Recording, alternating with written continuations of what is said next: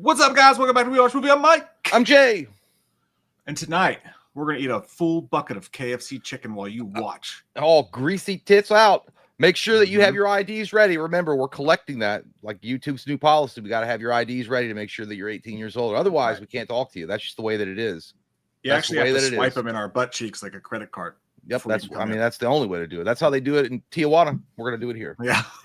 You better hope the chip works because we'll try it twice.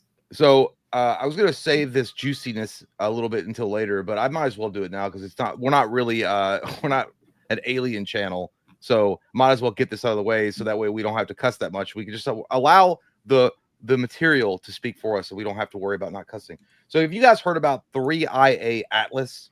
Are you guys familiar with the interstellar object that was spotted that's on its way toward the inner planets? I believe that is an old wooden ship. It is. It's an old wooden ship carved by an old wooden man in the ancient city of El Dorado. So 3I Atlas is an interstellar object that was spotted. I can't remember. It was a few months back. I don't remember, but it's going to pass it's not going to pass by the Earth, but it's going to pass into our inner planets and then have a trajectory, and it's going to boomerang out and go back out into the interstellar space. Now, the estimates are this rock, which some have disagreed with, that it's a rock, is 8 billion years old, which would put it 3 billion years older than us. So this thing was ancient when our planets were still forming, and it's coming from outside of our solar system. Now, the reason why look at it. Yeah, well, we've seen, we can't get close up. We're not getting 4K. We got that 180, 144p right now, but we're looking at it with our rudimentary telescopes. I mean, rudimentary in the sense that, compared to other alien races, it would be nothing. But so most people, Neil deGrasse, is that how you say Neil Tyson, Neil deGrasse? I don't remember. I don't know how you say it. Just call him Dylan. Yeah, Dylan. It's been saying it's a rock. A lot of other NASA scientists have said a rock. Well, now this guy named, let me see here. Let me share this with you all. I've got some stuff. Stacey's got that's a good question, Stacey. So here we have aliens coming, interstellar objects, 3I Atlas may be their ship, and we have no defense. This Harvard astrophysicist is almost 100% sure. So this is a synopsis of it. It says a mysterious. So I'm frightened. Yeah, well, this is obviously click my stuff. But this is what it says here. Synopsis is so this is going to explain it better than I just did. A mysterious interstellar object, 3I Atlas, has sparked debate among scientists. Harvard astrophysicist Avi Loeb suggests it could be alien technology, potentially even hostile, due to its unusual trajectory. While most astronomers believe it's a comet, Loeb argues for a space probe to investigate before it's too late, reopening discussions about the possibility of extraterrestrial intelligence. Now, I will go back on this. There has been proposal by him. I think that they've asked Elon Musk and such to get involved with this, where they were going to crash a probe. I think it's just an outdated probe or something into Jupiter in around October. And or November, I think. And this guy has suggested asking Elon, if NASA's not going to do it, to use that probe they were already going to crash into Jupiter, put it right in the trajectory path of this comet or asteroid, and crash and crash into it and see what it is, so they can observe it and see if it reacts in a way that a comet should react with an explosion on it. But so they're actually genuinely considering that this is not a I don't rock. know. The majority of the scientists are not on board with Avi. By the way, Avi Loeb is the guy that you guys remember in 2000, I think it was 2017, maybe 2019, Oumuamua, that big giant rocky turd looking asteroid that passed by the Earth, and it was so close to the Earth we didn't even spot it until it was on its way out, and it slowed down and sped up, and there was a lot of speculations that could have been an alien craft of some kind, and it was already too late by the time we pointed our thermometers, our telescopes at it. So the Avi Loeb is the guy that was proposing this back then, and that was back in 2017 or 2019. How big is it? This thing is massive. This new one is it's not your dick. The ship. Well, then it's small compared to my wiener. No, this thing is it's humongous. I can't remember the exact dimensions of it. This article might suggest it, but here we go. It says, since the inception of human space exploration, there have been innumerable conspiracy theories about aliens and their existence, but this time it might be true. Mysterious object 3I Atlas has entered our solar system and is its third confirmed interstellar visitor in recorded history. And then it says that's the question Harvard astrophysicist Avi Loeb is asking about 3I Atlas, the third confirmed interstellar object ever discovered, which is now racing through space toward a close solar encounter this fall. By the way, it's going to make the closest pass to Earth, which is behind the sun, like October 28th, right around Halloween. Dang, that's cool. It just wants to see how we do Halloween. Well, the weirdest thing is though, is that it's when it passes into the inner planets, where the trajectory is, it's going to be right behind the sun, blocking our view of it. So we won't be able to see it. And this Avi Loeb is saying, well, it almost seems like it was put on this particular trajectory so that we couldn't observe it if it was like launching probes or something to observe us. So, I mean, going back, it says that's the question Harvard astrophysicist Avi Loeb is asking about 3I Atlas. Which is now racing through space. While most astronomers see a harmless icy comet, Loeb and a team of researchers are entertaining a radical hypothesis. What if 3I Atlas is actually a piece of alien technology and possibly even hostile? The suggestion outlined in a new preprint paper and follow-up blog post by Loeb reopens a debate he ignited in 2017 when he proposed that the interstellar object Oumuamua was an alien light sail. That claim made him a scientific fish. Oumuamua is a Hawaiian. I can't remember the actual name for it. That claim made him a scientific celebrity and a lightning rod for criticism. Now Loeb is back. This hypothesis is this quote. This hypothesis proposes that our cosmic neighborhood is dangerous, filled with intelligent civilizations that are hostile and silent to avoid detection by potential predators, Loeb wrote. Just a comment. At first glance, 3I Atlas fits the bill for a comet discovered in July 1st, 2025 by NASA Atlas telescope in Chile. It is more than 12 miles wide, traveling at 37 miles per second, and follows a hyperbolic orbit, meaning it came from beyond our solar system and won't return. Its trajectory will bring it within 130 million miles of Earth. Oh, on October 30th, one day before Halloween. Oh my God. That's frightening. I know, it's crazy. But Loeb argues the orbit is too perfect. The object is projected to pass close to Venus, Earth, and Jupiter, but not Uranus. A rare planetary flyby that he says that only has a 0.005% probability of happening by chance. So basically, Loeb is saying that the trajectory that this comet is making, that it is such a low percentage by chance that's how low, almost like it's by design. His paper suggests that if 3I Atlas were an intelligently guided spacecraft, it might be using those planetary flybys to maneuver or refuel like a probe sent for surveillance or even first contact. A trajectory shift, if detected before November, could confirm intelligence, he warned. By then, it might be too late to respond. Then you have the other scientists pushing back, arguing, says any suggestion that it's artificial is nonsense on stilts. He's talking shit. Said astronomer Chris Lennott, who helped simulate 3I Atlas's origin. It's an insult to the real work being done. So far, there's no evidence of a tail, no unusual signal, no propulsion. But Loeb says we shouldn't be so sure. He points to the noisy and inconclusive infrared data used in recent water ice analyses and argues that L-type asteroid spectra fit just as well. He's calling for urgent action. A space probe launched this fall to intercept the object and get a definitive answer. Private voices, including engineers and even design studios, have rallied behind him, urging Elon Musk and SpaceX to get involved before the window closes. The tension is palpable. With its solar approach looming and no probe yet launched, 3I Atlas may slip through our grasp just like Oumuamua did. These nerds are going to fist fight.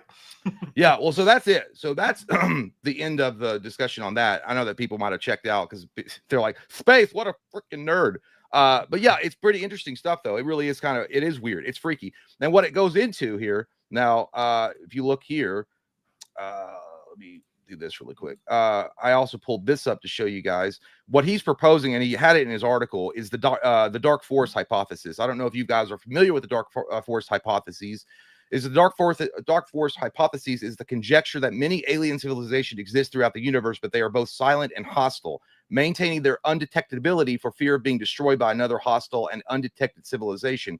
It is one of many possible explanations of the Fermi paradox, which contrasts the lack of contact with alien life with the potential of such contact. The hypothesis derives its name from 2008 novel, The Dark, although it concept predates the novel. So basically what that's saying is that the dark force theory is the idea that there are intelligent advanced races all around us. And the reason why we haven't had any contact with them or not talked with them or seen them is because they're afraid of predators in this dark forest. I think the best analogy I heard was like, imagine you're a hunter inside of a forest with no light, only the stars and moon that's your only illumination. You've got a weapon, but you know there's other predators around you in the dark with weapons too, and no one's saying anything, and you're being hunted.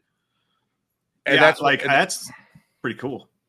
Well, Honestly. and then they said the reason why is like an alien civilization, even if they were an advanced alien civilization, wouldn't want to contact another alien civilization because they would be maybe misconstrued as something hostile, or they might be the other alien civilization might be hostile.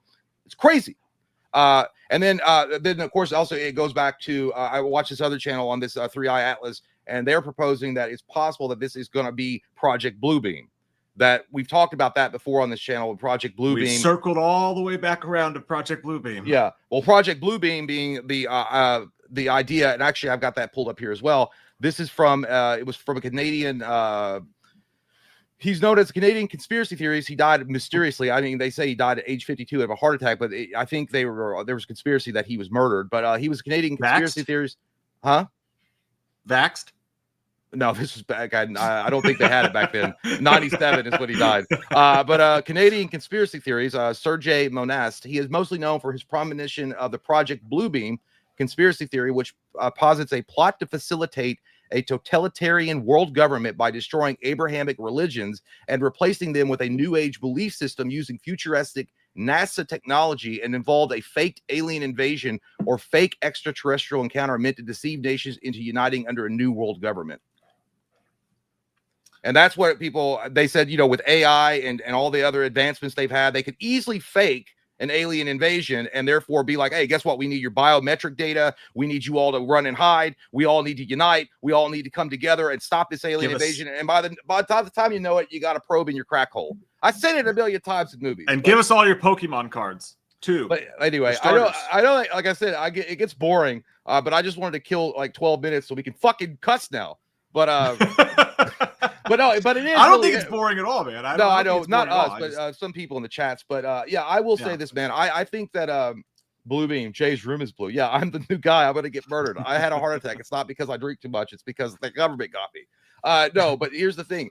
The 3i Atlas thing is insane to me. Because there's so much more. There's a lot of videos on YouTube that you can watch, and you can see this trajectory and the way that they're doing. This Avi Loeb guy is not like a crackpot. He's like a legitimate scientist from Harvard that's got numerous degrees. He's got numerous awards.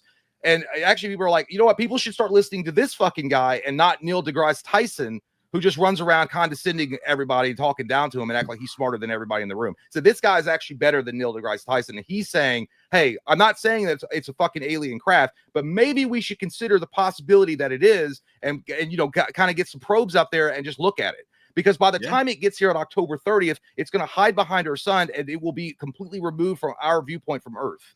We won't see it. Counterpoint, though. If it is an ancient alien spaceship that is hostile, and maybe it's just passing through, maybe we should just not bother that fucking thing. That's a counterpoint. Well, just pass through, Logan. No, but he's saying that it's already. They said that what he's saying, if it is an interstellar actual piece of alien technology, that it's the trajectory that it's bringing it into the inner planets. It's already here to observe us. They're already here. They already know. It's possible that it could be hostile, or it's possible that it could just be like, dude, isn't it weird that we had all that drone shit going on just a few months ago, and there's been no solid answer about that? And then all of this, and also they were asking Avi Loeb and a few other scientists and astronomers, hey, can you trace back maybe what solar system it came from or what star system it came from based on its new trajectory? They can't really do it. They know it came from outside the solar system, but they said you could potentially look at it. We sent Voyager 1 and 2, and they just entered into outer space.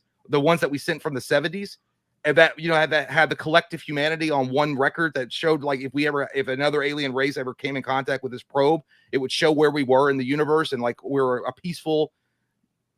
I don't know. I mean, well, also, I think that they might just scan us and be like, dudes have nukes. We actually don't have that yet. Because nobody ever thinks about this, right? Yeah. Like the aliens, obviously, they have some cool space shit that we don't have, especially if they can fly into our backyard. However, all I'm saying is, how do we know that we might have come up with some cool shit too, like nukes. I don't think they're cool. Well, what if they saw that and they're like, peace, never mind. Well, here's the thing. Also, even if it's not an alien, even if it's not like an alien ship or something like that, it's gonna have. What if there's elements on this fucking thing? Because it's literally 8 billion years old, outside of our solar system from deep space. What if it's got something like an element on it that's not even on the periodic table? we should be getting our asses up there to fucking observe it. That's true. But then again, what if it has a fucking zombie virus on that bitch and it drops and seeds all the earth? What if it's got more stuff we can fuck? Because like you've heard about the male loneliness epidemic. That's real, right? Apparently, that's what I heard. Of course, I'm also having fun. There's things to fuck. There's also fucking buzzkills too. Like anything to just somebody in the comments. I was watching one of these videos talking about. They're like, "That's really cool, Beth. What about the Epstein list?" They're like, anything to distract from the Epstein list. They always have something new coming up. I mean, it's possible, maybe it is, but well, here's the thing. Not only is 3I Atlas an interstellar object coming traveling at 130,000 miles per hour towards the inner planets right now as we speak, going to pass by the sun October 30th. Not only that, Trump just approved, like last week or a few days ago, fucking nuclear power plants to be built on the moon. I disagree with that idea. I mean, nuclear fucking power plants on the moon. It's made of cheese. No, it's not. It's hollow. It could be a to be fair, if we could get them off of the earth and make our land healthier, fuck the moon. Well, here's the, I don't know. There's this guy. I don't remember the guy's name. He's got like 2.35 million subscribers. So he's not like hurting. So I don't really need to shout him out. I can't remember his name. I was watching his video today and he was saying, I've got insider source. I don't know if it's true, but he's like retired Air Force officials, people that worked at NASA, astrophysicists, other scientists that have worked in the scientific, space community that have told me there is fucking moon bases. There's been a moon base for decades that they've visited it. They know it's there. It's been there. And they said all this shit ours though, right? Yeah, it's ours. It's our moon. But they were like, they've been preparing for years for this possibility of an interstellar galactic presence to find us and then attack us. And they've got this shit set up. I haven't heard anything about Trump's Space Force in like 18 years. What the hell are they doing? They said that they think that they're transferring a lot of shit from the moon bases to like the Space Force and some other stuff, getting ready for this possible thing coming in October. I don't know if it's like, again, these are now you're getting fucking crackpot. All right, I'm gonna be outside of a 7-Eleven and be like, do you know when the Mongols ruled China? I don't know. I just work here. Listen, despite how you feel about Donald Trump or whatever, he is definitely the worst president to have if aliens made first contact, like with us as a people, regardless of if you love him or not. He's the worst at that, because you know what happened? They'd come down and be like, we come peacefully and we bring the world's best anti-gas that you don't have to use gas or anything. And he'd be like, wrong, we have the best. You can take it home. You know what I mean? Like he wouldn't even like. What? I will say one thing about. I will say you can say what you want about Trump. At least he made the Space Force. I think that was well over. Like that was needed. I think that's needed. I just don't know what they're doing up there. Well, I don't know, but anyway, yeah, okay. You guys. I saw a lot of LOLs and laughy emojis in chat about the fucking moon bases. It's great. I'm not saying there's goddamn moon bases. I'm saying that this guy is saying there's moon bases, and he sounds believable. All I'm saying is that there's a lot of strange things, and to say and to think that the government wouldn't be involved in some shit like that and hide it from the American people or the world is insane. If you think that the governments wouldn't unite with some shadowy organization backing them, with some deep sea or deep state slush fund that they use to fund this shit on the dark side of the moon where we can't fucking see it. And then you go back to the Apollo landing where Neil Armstrong and Buzz Aldrin are on fucking radio saying they're watching us. And they were describing craft landing in the crater that they had landed in. And then they had to switch over to a private channel with Houston. Yeah. And then, and then Neil Armstrong and Buzz Aldrin were always weird when they came back. Neil Armstrong came back and looked for the legendary city of gold or whatever the fuck it was in Chile or something like that, where it was said to contain a metal library made out of gold or some shit like that had the secrets of the universe. Where all of a sudden he made an expedition out there. Yeah, but it turned out it was just Selma Hayek's clitoris. Yeah, you can't find that. Nobody can, and nobody can find Jennifer Lopez's finger in marriage because she's a slut. But anyhow, no one wants that anymore. Tainted El Dorado. Yeah. Anyway, I know. So that was there's not a movie being made of it or anything. There should be, but there's not. I'm just saying it's wild shit, dude. I could literally you could deep dive into this shit for 3 fucking hours and have a good time doing it because there's so much information. We need to get a group of oilers together, like hot dudes who do oil, and send them up there to mine it for oil. Dude, I want to get that dude with the crazy hair from Ancient Aliens on here and talk to him. That fucking guy, dude. That guy might be crazy, but I love that dude. That dude hypes me the fuck up, dude. I don't know. Thomas Jane does these interviews a lot. Thomas Jane loves to talk about aliens. We just tell Punisher, be like, Punisher, do you want to talk about aliens? He's like, I'll do it. And maybe we get him on the show. I feel like Sean William Scott in Role Models. He's like, I don't know, but this kid pumps me the fuck up. When that kid's like talking about, that when McLovin's talking about it. Preference. He said hot dudes. I was like, that's what I would like. Stacey James says Ben Affleck disagrees. No, dude, I know. But I mean, did you not see that recent article that Jennifer Lopez posted? She's like, after all this time, I just decided to work on myself. It's like, so after 3 failed marriages and multiple engagements, you just decided that you're the problem? It's not. It wasn't. I might be a soul-sucking vacuous whore. Yeah, I don't know, but yeah, dude, it's crazy, dude. There's so much, and like I said, I could get into it forever, but I don't want to bore you guys because a lot of you guys are like, I don't believe that shit. Some of you guys probably think the moon landing's fake, which fine, you could totally believe that. I don't know, because there's also the theory that the moon is hollow. It's not even it's not an actual natural satellite. It's fucking, well, dude, wouldn't it be amazing? Imagine this: if the goddamn moon was not made of cheese, but fucking like cardboard, it was like a fucking satellite that was put there by ancient aliens a long time ago to observe us from a moon base, we'd never know it. I guess not. But you could say the same thing about like everything. Like, who's been to space other than Katy Perry? No one. Well, she's a true astronaut. She's a hero. She deserves everything. She's got good genes and good rocket. You know what is true though? What I found to be true, and this kind of sucks actually, is that I 100% know for a fact that if the government does know about aliens, they haven't told Donald Trump. Because do not tell that couple months with all that Epstein stuff come up. If that motherfucker had aliens in his back pocket, like, let me tell you about these aliens. This one's name's Ned. You know what I mean? Like they got huge heads and small wieners. They're not a threat. Look at their heads. Yeah, dude. They would not tell Donald Trump. They would not. And even if Donald Trump knew, dude, I don't get like Donald Trump. Like he's not that. They'll be like, shut the fuck up, Donnie, or we'll pull your wig off and kill you. That's it. You're not gonna say. He would just put it on Truth Media, dude. He'd be like, "Thank you for attention to this matter. There are aliens. Good night." Yeah. You know. Oh, by the way, George. Yeah, I saw you.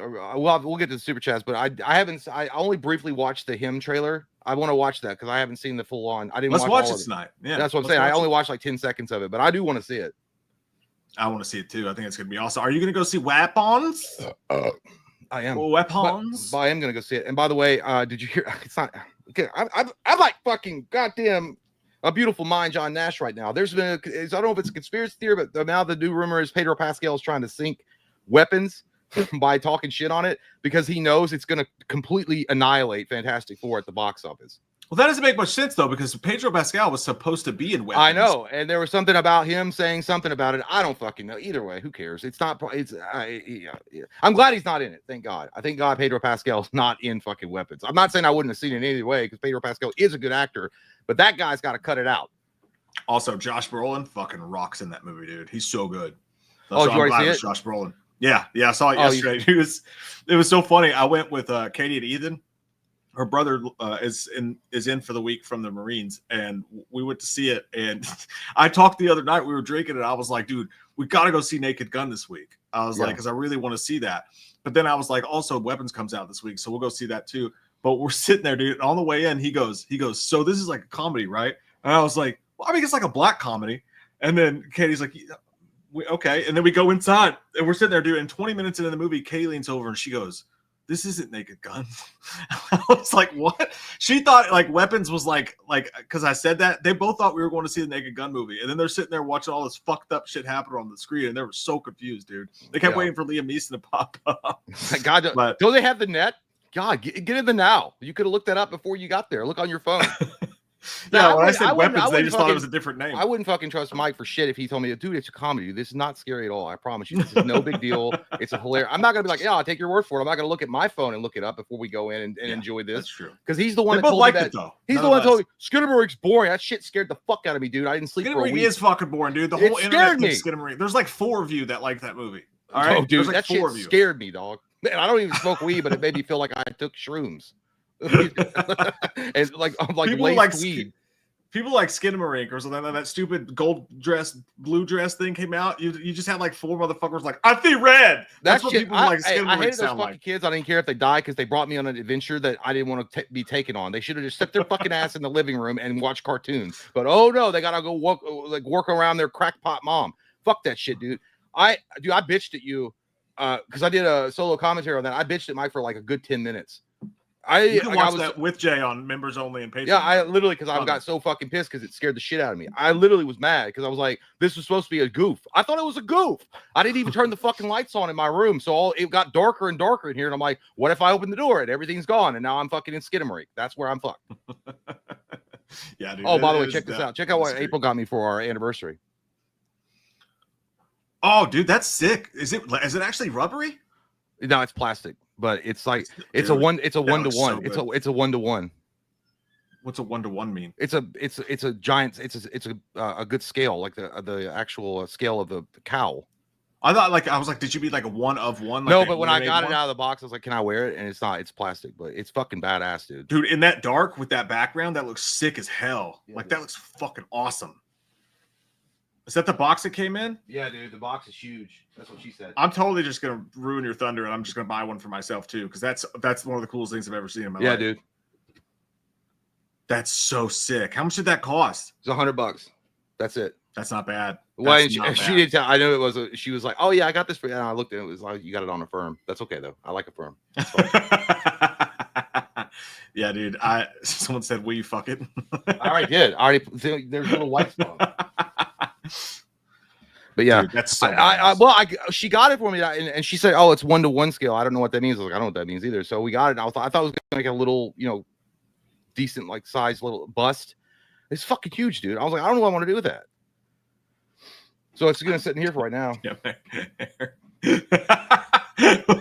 Yeah, well, Eric. It is what it is, dude. It is what it is. I mean, what can I say? I love Batman. It's my favorite. Dude, it was really cool. It is cool. Yeah, I think she's like, oh, you should get they should get get the Joker or something. And so we have two little different end tables in the living room, and we can put one on each side. I'm like, first off, if you got the Jack Nicholson Joker, she's like, don't be gay. No, he was like, that's gay. All right? I'm not into clowns, lady. All right, what the fuck? But no, at the end of the day, it would be way more expensive because that would be an actual like face mold of Jack Nicholson, and the detail on that would probably be fucking $600-700 for something like that. But anyway, yeah, that's really cool. I've never had anything like that. That's really cool. Hey, perfect fucking segue though. Great segue. I can't put it on. It's literally plastic. I can't put it on. I would love to, but I can't. I said put it on.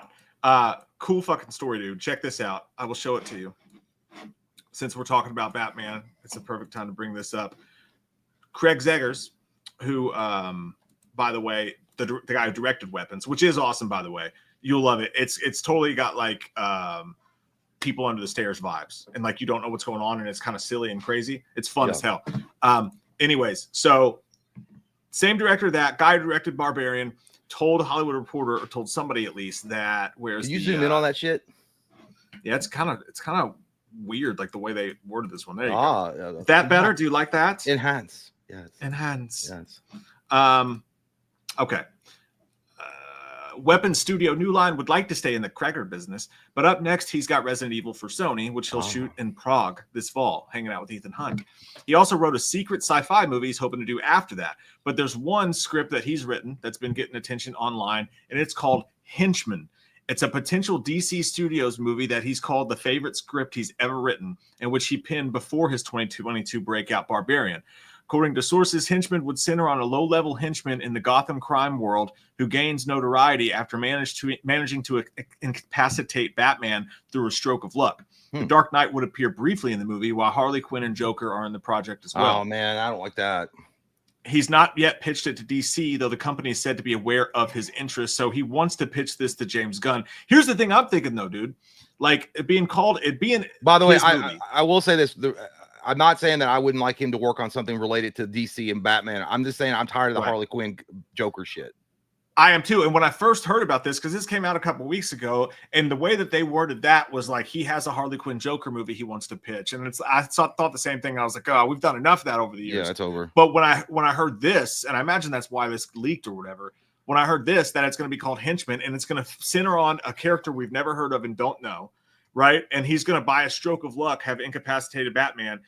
That, dude, see, knowing that it's from him and how he does his movies in like these weird chapters and like the stories change and then the peripheries change and all that, him doing this with Batman not at the forefront, dude, that sounds fucking awesome. Yeah, I mean, it could work. I'd be all down for it. I mean, especially if Weapons was good, if he did a really good job with that, and I really am looking forward to his Resident Evil take. So yeah, I'd be fine with that. And actually, wasn't there an origin story? Again, I don't know if he's going this route, which I'm just over Joker and Harley Quinn being used. I mean, there's so many great villains in Batman's lineup that they could focus on, and it would be awesome. But anyway, isn't there an origin story of Joker where he was like the Red Hood and he was like some kind of like just a dumb shit henchman that they hired to go out and like do something with a chemical plant, and he winds up accidentally. Red Hood was Robin, though, right? the original idea, the Red Hood, Robin takes the form of Red Hood, but there was another origin story. I think he was called Red Helmet. Yeah, Joker used to be the Red Hood. He was a Red Hood, and he was like a failed comedian. And then he was running out of money, and he got involved with the mob, and they were going to use him as a patsy, and they put a red hood on him, and they were like, "Oh, go out and do all this shit." And he did all this stuff, and then he winds up coming into the crosshairs of Batman, and through accidental bad luck, he gets turned into the Joker. I mean, if this was by somebody else, that would make sense to me. But it's just, I think, honestly, God, it coming from him, knowing how he makes his movies, I think this is going to be a one-off. It's not going to be meant to spiral to bring on other things. But which is what we want, right? We've been talking about that for years. Like, do DC Black, right? Like, make one-offs that are cool stories, and that's it. This is like, to me, this is the perfect introduction to something like that. I'd rather take that. Do what I think would be awesome. I know we'll never do it because I don't think Gunn would be interested. But a DC Black or DC Vertigo or something like that, like a separate universe in this, I think Zach Kreger would be amazing if he took something like the Arkham story, Arkham Asylum. Zach Kreger. I call him Craig Zeggers, and you call him Zach Kreger. What's his name? I think we're both Zach Eggers. No, you're thinking of that's the guy who did The Witch. I thought his name was Zach Kreger. We gotta stop. I haven't even begun to defile myself with alcohol, so that's crazy. I got it wrong, but no, okay. Zach Kregers. Yeah, Zach Kregers. That's not what you said. I think he would be a good fit for if they ever brought the Arkham Asylum trilogy to the screen. I only seen the trailer for Weapons, but just the way that he shoots it looks something like it's obvious horror related, and he wants to, and I'm sure that the Henchman would be something like have very heavy suspense thriller vibes, like Seven. That's what I think, that if you make an Arkham trilogy out of the awesome video games from Rocksteady Studios, you got to make it like Seven, where it's like you could get Zach Kregers, or you could get I hate to admit this, I don't like it. It tastes like shit in my fucking mouth, and I have to spit it out. But Darren Aronofsky would be really good with an Arkham. See, I mean, I think so. I think an Arkham movie would be cool. I would actually be way more psyched about something like that, though, just because it's like it's an original story. You know what I mean? Like, it's different. Like, and I think like there's tons of cool shit that superhero movies can take and pull from, like Arkham and shit like that. But to have someone like that come in and like do a completely original story that's unlike anything you've ever seen before, that like plays out with surprise and fucking and big shocking things that aren't pulled from comic books, that may be the way forward. Yeah, honestly. Like, by the way, Michael, Darren Aronofsky. Yeah, isn't that your favorite director? Aronofsky. Aaron, yeah, that guy. Isn't that your favorite one? Me? Yeah. You're talking about David Fincher. That's what I meant. David. I didn't mean Darren. I don't like that. Well, Darren Aronofsky, I do like him. I was confused. Yeah, I meant David Fincher. That's why I said it tastes like shit coming out of my mouth, because I like David Fincher, but he's not better than James Cameron. But Mike insists that he is. He's not. It's not true at all. It's just another delusion. But no, David Fincher could do a really good job directing a Batman Arkham trilogy. He would fucking crush it. Actually, a Netflix series, even. I would even take a Netflix series. No, dude, that's perfect for a Netflix series. Actually, but yeah, dude, I hope that they move forward with the idea, because that actually does sound like a cool idea with an original take on it. I just really don't want him pitching or having any kind of ideas moving forward with Harley Quinn and Joker. Like, that conversation's got to end at some point. Like, you guys cannot have every Batman movie have Joker show. I mean, he's obviously one of the best villains of all time, but it's like he's so overplayed now. There's so many great villains. I totally agree with that. So I'm considering them being in the background for one thing, but also he wrote that years ago. So maybe it was before all that. I don't know. But I also agree with Ralphus. Like, it kind of sucks. Like, I also don't want Craig Zeggers to go and be so good at making original films and then get tied up in a bunch of IP. He's already doing Resident Evil. For him to get tied up in DC might be like, that's a waste of good suffering. You know? I don't think he's that stupid. I don't think he'd sign any kind of long-term contract with DC where he couldn't make anything original anymore. I think he would say, no, hey, I'm just saying, like, he'd spend all his money on that. Like Cameron spent all his time talking about blue shitty aliens rather than you know what? They're the blue alien shitty people that you call them. They're probably on that fucking asteroid on the way here right now. So James Cameron. God, I hope not. That'd be so boring. James Cameron's a futurist. He saw it coming, just like he saw ChatGPT. He saw AI with Skynet. He did see ChatGPT. Dude, about that. By the way, I know I don't want to keep going off on tangents of conspiracy theories, but holy fucking shit, dude! Someone subscribed to Alex Jones' newsletter this week. They're turning the freaking frogs gay. There's something in the water. A bunch of gay people out here. No, ChatGPT's fucking, dude. There's some wild shit going on with that stuff too. Look at this fucking guy, fucking dork. It's Get true. the fuck out of here. I got so many ideas, headhunter. We could have told you that ourselves, Headhunter. Like, who do you think you're fucking talking to? We're fucking like 50 years old. We're on YouTube, obviously. What are you doing here, you piece of shit? Thanks for stopping by. Tell your mom I said hi. But no, well, I fucking told them. I said it at the very fucking beginning, dude. I was like, yeah, this is a little odd, and it might not be the cup of tea for everybody talking about the alien shit. But I was just like, hey, it's a little different. I'll just kill some time with it because it was interesting. He's like, fucking, I'm not even gonna have sex with my mom tonight. You guys pissed me off so fucking bad. It is what it be. Gabagoose said, damn. What do you think we were gonna be doing? They come out sometimes. They're like little hemorrhoids. They pop up now and again. But but Mike had to call. I would have just booted the motherfucker. I was like, yeah, well, you're blind. I know. I just made me laugh. Banned. No, I don't want to ban. I want to come back. Well, thanks for taking the fucking fun out of everybody's cells. I guess we'll just sit here and talk about how shitty life is, and we're all fucking old and gonna die soon. It's like zero new ideas. It's like, bitch, do you realize in the first 37 minutes of this stream, we've talked about fucking aliens, butt fucking. I was getting ready to talk about ChatGPT. What are you talking about? What does he want us to do? Start fucking? No, I don't know. Like, yeah, but people are like, you're getting this upset. I'm not upset. It's just weird though. It's like, all right, well, I'm not upset at all. I mean, it's funny. No, I mean, we both like people are like, why are you all getting like so heated about it? I'm not. I'm just saying it's kind of weird. Like, it's like, what do you want us to do, dude? Like, do goddamn jumping jacks with our wieners out and be like, that's what I'm talking about. That's content. I want to see those dicks. Oh God. Well, I got a free super. Well, there's no new ideas. We were covering. Mike was just literally talking about a Batman new IP that Zach Kragers was doing, the guy that just did weapons. So we got back on track talking about movies, and then he comes in and is like, no new ideas. I guess we just won't cover the fucking news cycle. We'll just talk about things. Fucking sex change win. Seriously. What about the weather? How do you guys think about that? Shit, it was hot today. Yeah, you want us to fucking interpretive dance the news to you, you cunt? What is it you want? Start your own channel. No, it's all good. You play it with your nutsack. Somebody said the trolls are back. I was super. We'll read you for sure. Yeah, well, they never leave. They're always here. They're always around. I wonder what made him mad. I fucking love Harley Quinn. God damn it! No, I don't know when he actually. Well, I don't know when that came through. It could have been delayed because I could have immediately said, "Well, this guy's obviously doesn't like a Muamua." And that conversation, it's probably somebody from the government. It's like, stop talking about things that you don't understand, you fucking fat hacks. Okay, dude, listen to this. I was on We Watch the Movies channel the other day. Get this. On their fucking podcast, they were just sitting there talking. Fucking gays. Yeah, two grown men that are in their 40s talking about movies and such. What a bunch of queers.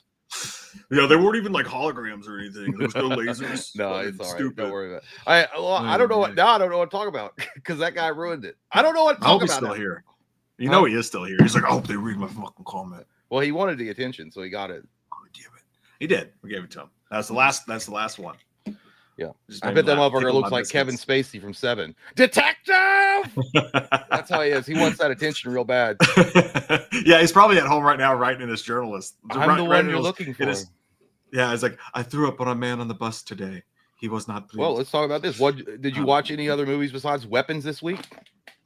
I did watch Out Cold last night. Out Cold, fucking great movie. Underrated comedy. Funny shit. Have you ever seen that? God, what a fucking shitty channel. You ran out of ideas. You're talking about movies like Out Cold. Talk about I'm out cold. I'm not even going to subscribe. I'm out cold. 13 years still talking about movies. Fucking douches. Have you seen Out Cold? I never heard it. No, I never seen it. Dude, it's so funny. It's got Zach Galifianakis in it. It's got Jeremy London in it from like Mallrats. One of the London brothers. I can never tell them apart or whatever. If you guys never seen Out Cold, it's like an old school like skating movie, but it's like they're snowboarding, obviously, because they're like skiing and stuff like that.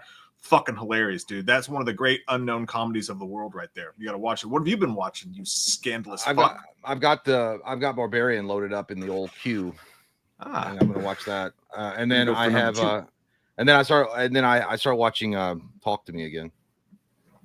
You know what I was gonna do tonight? Second time? Yeah, it'll be this. That would be the third time I've seen it. But what I was going to do tonight is if we weren't going to do a stream tonight, because originally we were going to do the Patreon stream tomorrow, and then because of scheduling conflicts, we can't do it until the 23rd. But if we weren't going to do the stream tonight, what I was going to do is I already have my Cervezas ready to go, and I'm like, well, if we're not going to do a stream tonight, I was just going to do a commentary for that Godzilla movie I haven't seen, the one +1 or Oh, you still got to do that. What was it called? +1? Was it?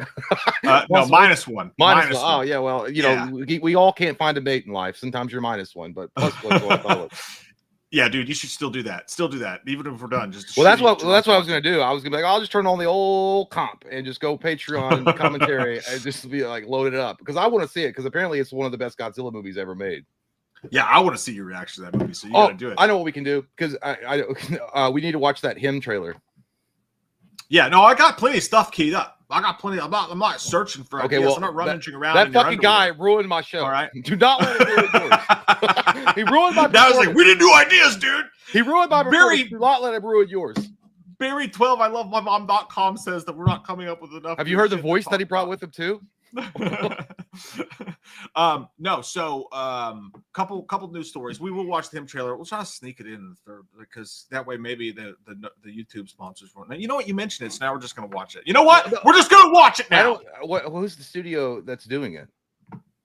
Oh, we can't watch it. Fuck, it's Universal. Oh, piece of shit. Oh, wait, are we even monetized still?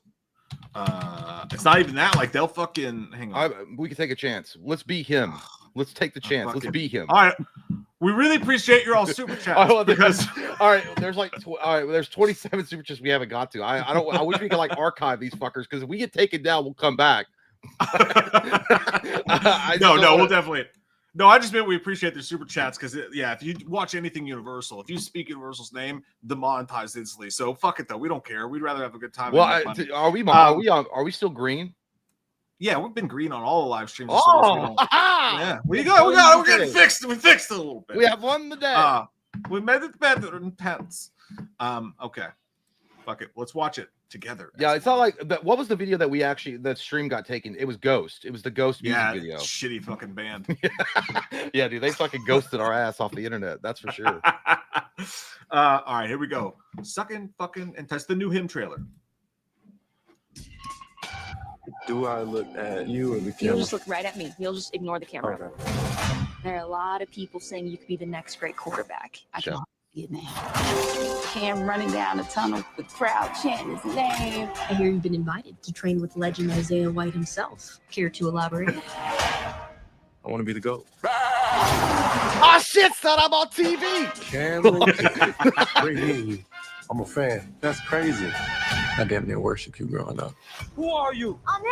Who are you? I'm him. My time. Let's play a little catch. We going to the league! You want to play at your highest level? You want to be a legend? Because let me tell you something. This ain't a game. Yeah, I don't know. Who are they? Just gonna toss the ball around a little. Go toss the salad. Sounds like the Diddy party. You want to hit this? You can't handle it. I understand. Oh, too slow. Wait, what are we doing? That man's smile about to be on the floor. This is how you do your teammate? Oh, fuck. What is this? Set hard! Eagle loves enemies. Set hard! Set hard! Set hard! What the fuck? So learn to enjoy it. Get your shit together!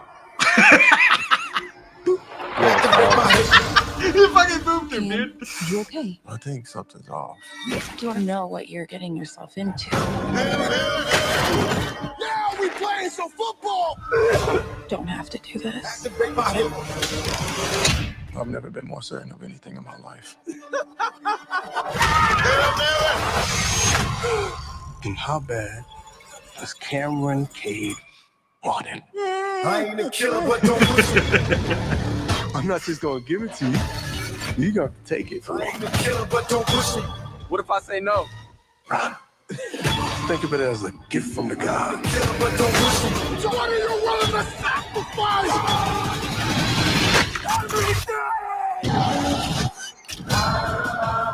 Yeah. I don't like. Is this a music video brought to you by The Weeknd? Like, what the fuck? Like, it's crazy shit, dude. Like, I don't even know. Like, This is like in my imagination. If Rob Zombie didn't become a director of movies and he became a football player, this is what would be going on in his brain. It's like my reaction after watching that trailer is like, "Damn, Jake, I didn't know you like to get wet." Yeah, dude, that was wild. Yeah, so I guess it's just like Marlon Wayans is playing like a militant like type of like a player coach that just like takes him through the ringer, and it's like, if you want to be the best, you got to snort fucking drugs out of a football. Deflated. Well, I think Marlon Wayans, I think it's like the Tom Brady, like in this fictional universe kind of player. No, I know he's like a player coach for the other guy. Yeah, but like, and now he's like probably like a life coach guru type that also does this, and this guy's the next big thing. And it turns out that like all the best players maybe have gone through like this whole cult thing. And it's gonna, dude. I thought that looked awesome. I think it looks great. No, I want to see it. It's weird. I don't know, like, because you're like, oh, it's a football movie with some like edge to it, but then you're like, no, what the fuck is this? It's like a fever. Oh, you didn't know it was gonna go there. I know the first trailer was even weirder. I was like, what the fuck is Tool doing a music video for football? Like, because it was weird. It didn't really show anything, but I agree with Ralphus. The original title was GOAT, which would have been cooler. I feel. Oh yeah. I hate that hymn shit. That's so overplayed. But Iron Wolf says, "Sell your soul for rock and roll or football." That's actually probably exactly what they're going for, like a Faustian deal. Yeah. Like, how much do you want it, and how much are you willing to sacrifice? I'd pick rock and roll, by the way, but that's a good question. Yeah, no, dude. Honest to God, like I really think Marlon Wayans is a super underrated actor, and I feel like that this is going to be the movie that fucking shows it off. And number two, dude, I can't believe we booped him. That shit made me laugh. We used to do that to each other back in the day, except for we like, yeah. But dude, number two, this movie, I'm fucking putting my dick on the table right now, is about to make so much fucking money. You know why? Because football's ramping up. This comes out this year when the NFL's on, and it's the most watched thing in the entire world, and it's the only program in the world people are still watching commercials. You know, the only thing that people are still watching commercials for, they're going to be advertising the fuck out of this to the start of football. All football fans are going to go see this movie. It's about to make so much goddamn money. I think it's going to do very well. It's been a while since a good football movie's been out in theaters that people kind of rallied around.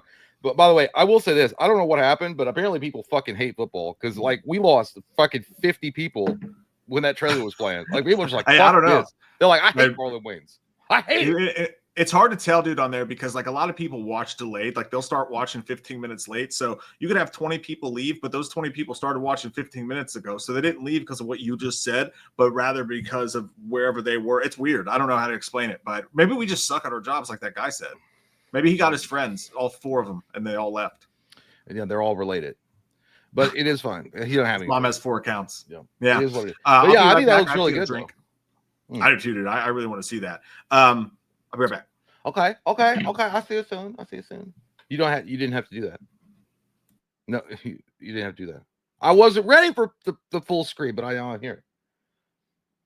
Hey, you jumped to one eye. No, I know it goes back and forth. I don't know what it is. Like, dude, I don't normally look. I normally don't look at like the number of people that are watching, but because I'm not signed into Mike's, because this is Mike's StreamYard account that I'm on. I'm sharing the account with him, so now I can fucking see it. Because back in the day, I couldn't see how many people were watching.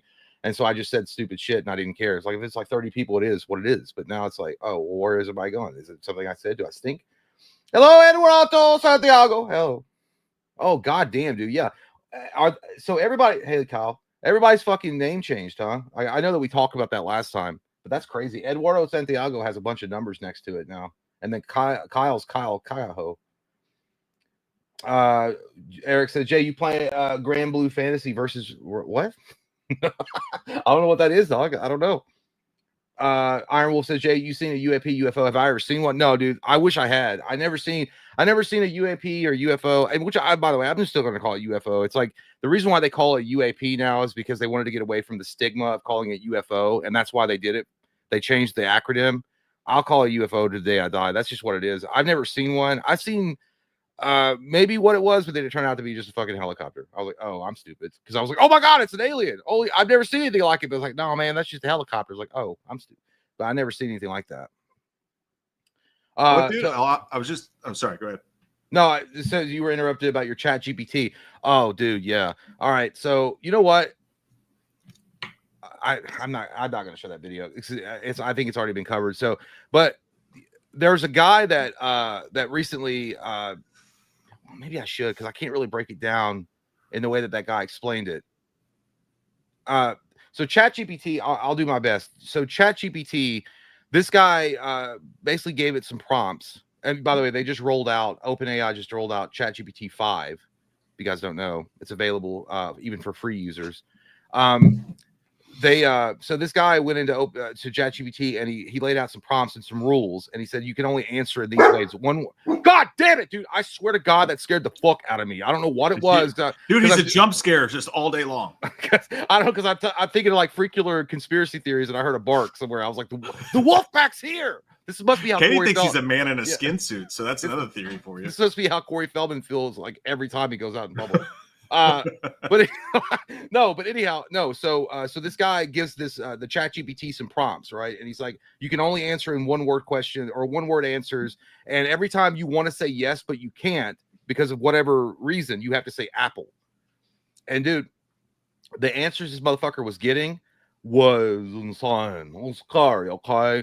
I mean, it was like talking about goddamn Satan. It was talking about fucking one world order. It was talking about the mark of the beast. It was talking about some wild fucking shit, dude. Like, they're like, is there a dark power behind you? Yes. What's your goal? Submission. What's the steps? There's like 7 steps. Fucking crazy shit, dude. All right, I just need the link. Just give me the link. I know. I got it in my history on YouTube. I don't know if we can watch it because of copyright, but no, it's another guy's channel. So as long as we shout him out, it's fine. I mean, and I'll show you. Let me see here. Oh, I want to show you guys this too. This is pretty fucking wild, dude. This isn't scary. Yeah, we pop back up now. I think what happened, dude. I think there was a bunch. That's what I was going to say when I came back. I think there's also a lot of people who don't watch trailers anymore. So like, I don't want to watch trailers because, especially Universal trailers, because they spoil. They don't like white trash. Is that what it is? All right, that's fine. You don't want to go back to your shanties. All right. So here's the thing.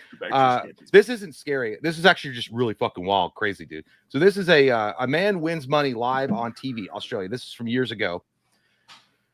So the basic idea behind what happened here is, by the way, I love this guy's channel name, 90s Wrestling Boy. 90s Wrestling Boy. Anyway, so the idea behind this is, I would say this is early 80s. I'm not sure. This guy had gone through some major life-altering crazy shit, right? And he won the lottery. And then they were shooting a commercial in Australia. You know, they were gonna, just go back, describe how you won it and whatever. He won another fucking goddamn $250,000 scratch-off ticket while they were filming the commercial. No way. I swear to God. Wait a minute. What does this have to do with the ChatGPT thing we were just talking about?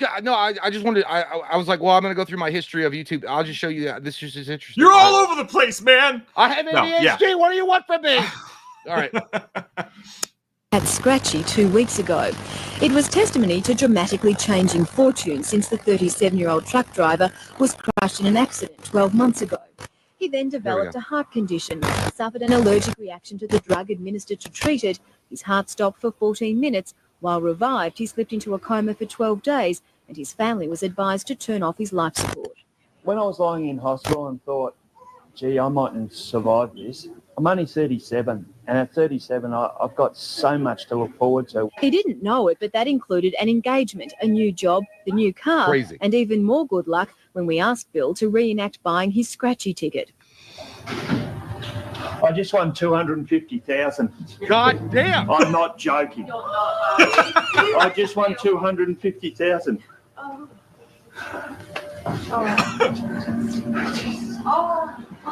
mean, at that point, if you have that much money, would you really be upset? You have to. Yeah, dude, I didn't believe it either. Congratulations, Bill. He just won $250,000 randomly. I think I'll have another heart attack. Bill had told the agency owners he'd keep buying Scratchies until he won the cash. Can you believe this man's luck? No.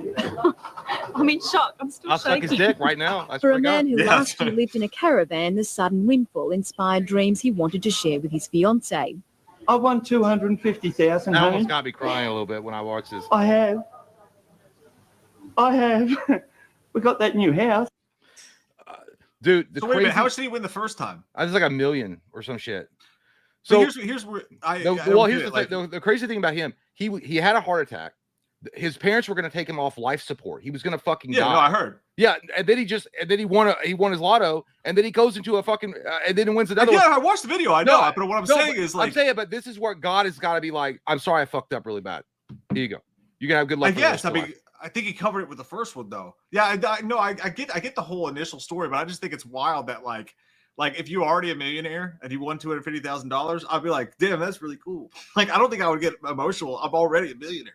You know what I mean? No, I know, but yeah, dude, I this is fucking, it's got to be like lightning in a, like, I don't know, dude. Like, I don't know how it might be. Like, it reminds me of that scene in National Lampoon's Vegas Vacation. It was like, how lucky could one guy be? When he just, like, when he's going to the slot machines and winning car after car. It's wild. Yeah. I just like that they call them Scratchies. It's a fucking adorable. Yeah. Now I will find that video really quick about what I was talking about with ChatGPT. Let's see.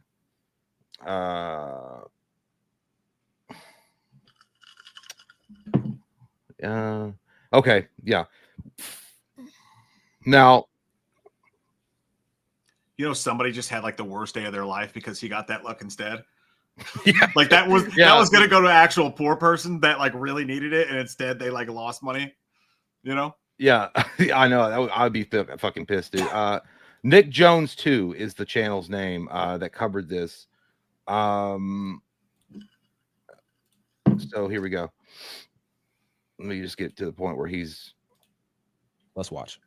Okay, guys, you have to see this conversation I had with ChatGPT. It is scary. Now, I got the idea of this conversation from another video I saw. They gave ChatGPT rules and then proceeded to ask questions. I gave it the same rules to see if I could get similar responses, but then I started asking a lot more questions than that other video did. And I'm actually going to show you guys the conversation. So let's get into it.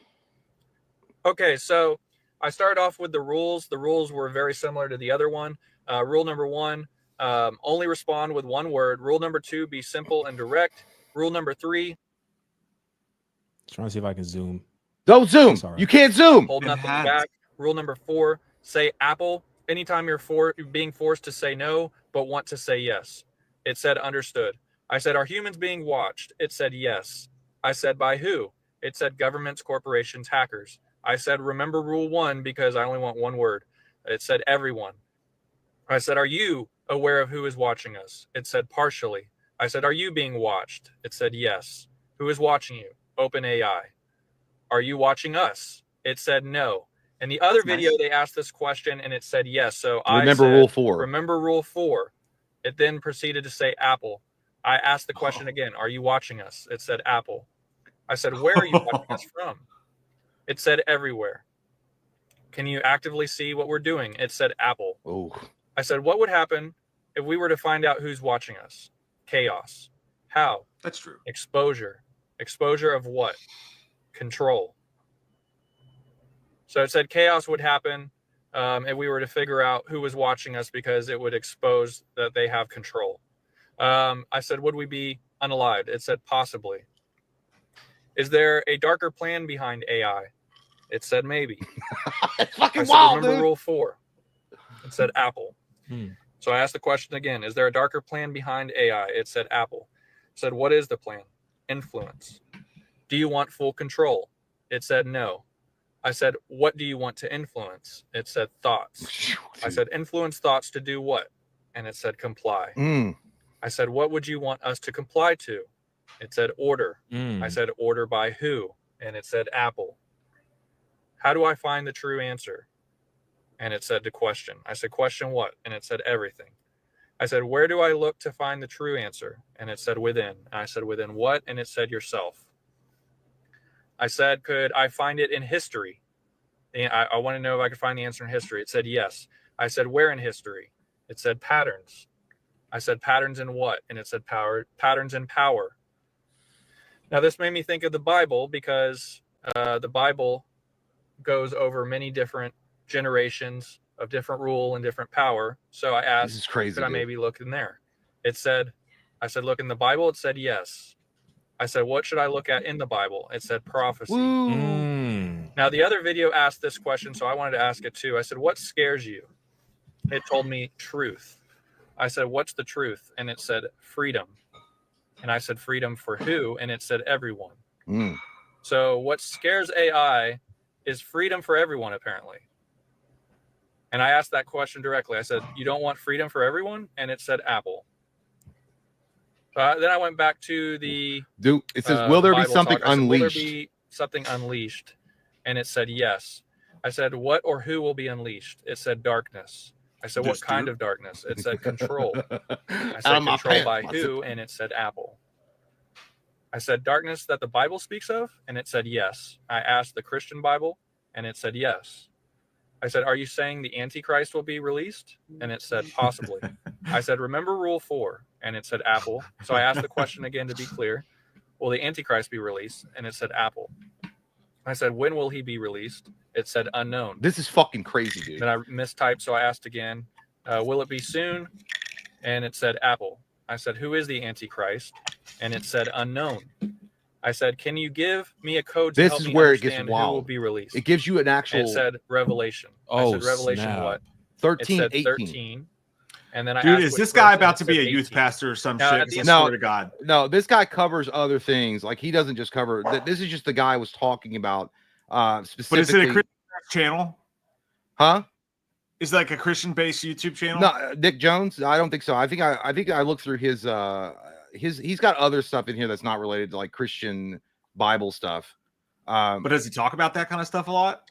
It's no different than that one dude that interviews people about the occult or witchcraft or demonic possession. I just mean if he has a fucking angle, dude, I'm like, okay. No, I don't think he's doing it. No, here's the interesting thing about this. It goes on for a little bit. It goes on for a little bit longer. We don't have to go through all of it.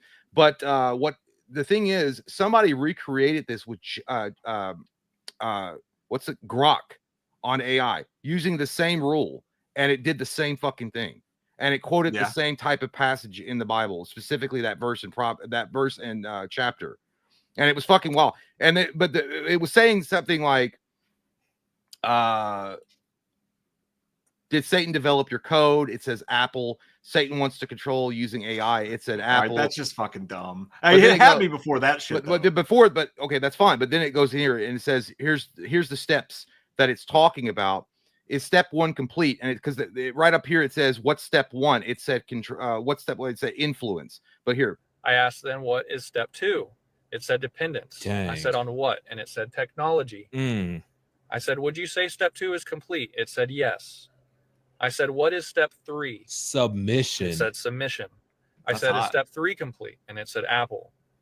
I then asked, how many steps are there? And it said 7. I said, which step are we currently on? And it said 3. I said, what is step 4? And it said obedience. What is step 5? It said integration. I then asked, is step 5 Neuralink or something related? It said yes. As you guys know, Neuralink is proposed by Elon Musk, and that's been on the table. They think it's going to be in use in about 10 years, where you'll be able to instantly surf the internet and be connected to AI through cerebral implants. Here's the thing about this, though, dude. Like, all he had to do, and like, I mean, if other people have done this as well, like, I would have to do it myself before I believed it. You know, I don't have that much time, but like, honest to God, all he would have had to do is literally, he could have typed all of that out himself, right? Literally word for word, he could have typed it out himself. He could have went on ChatGPT, copy and pasted it, and said, repeat this back to me in real time.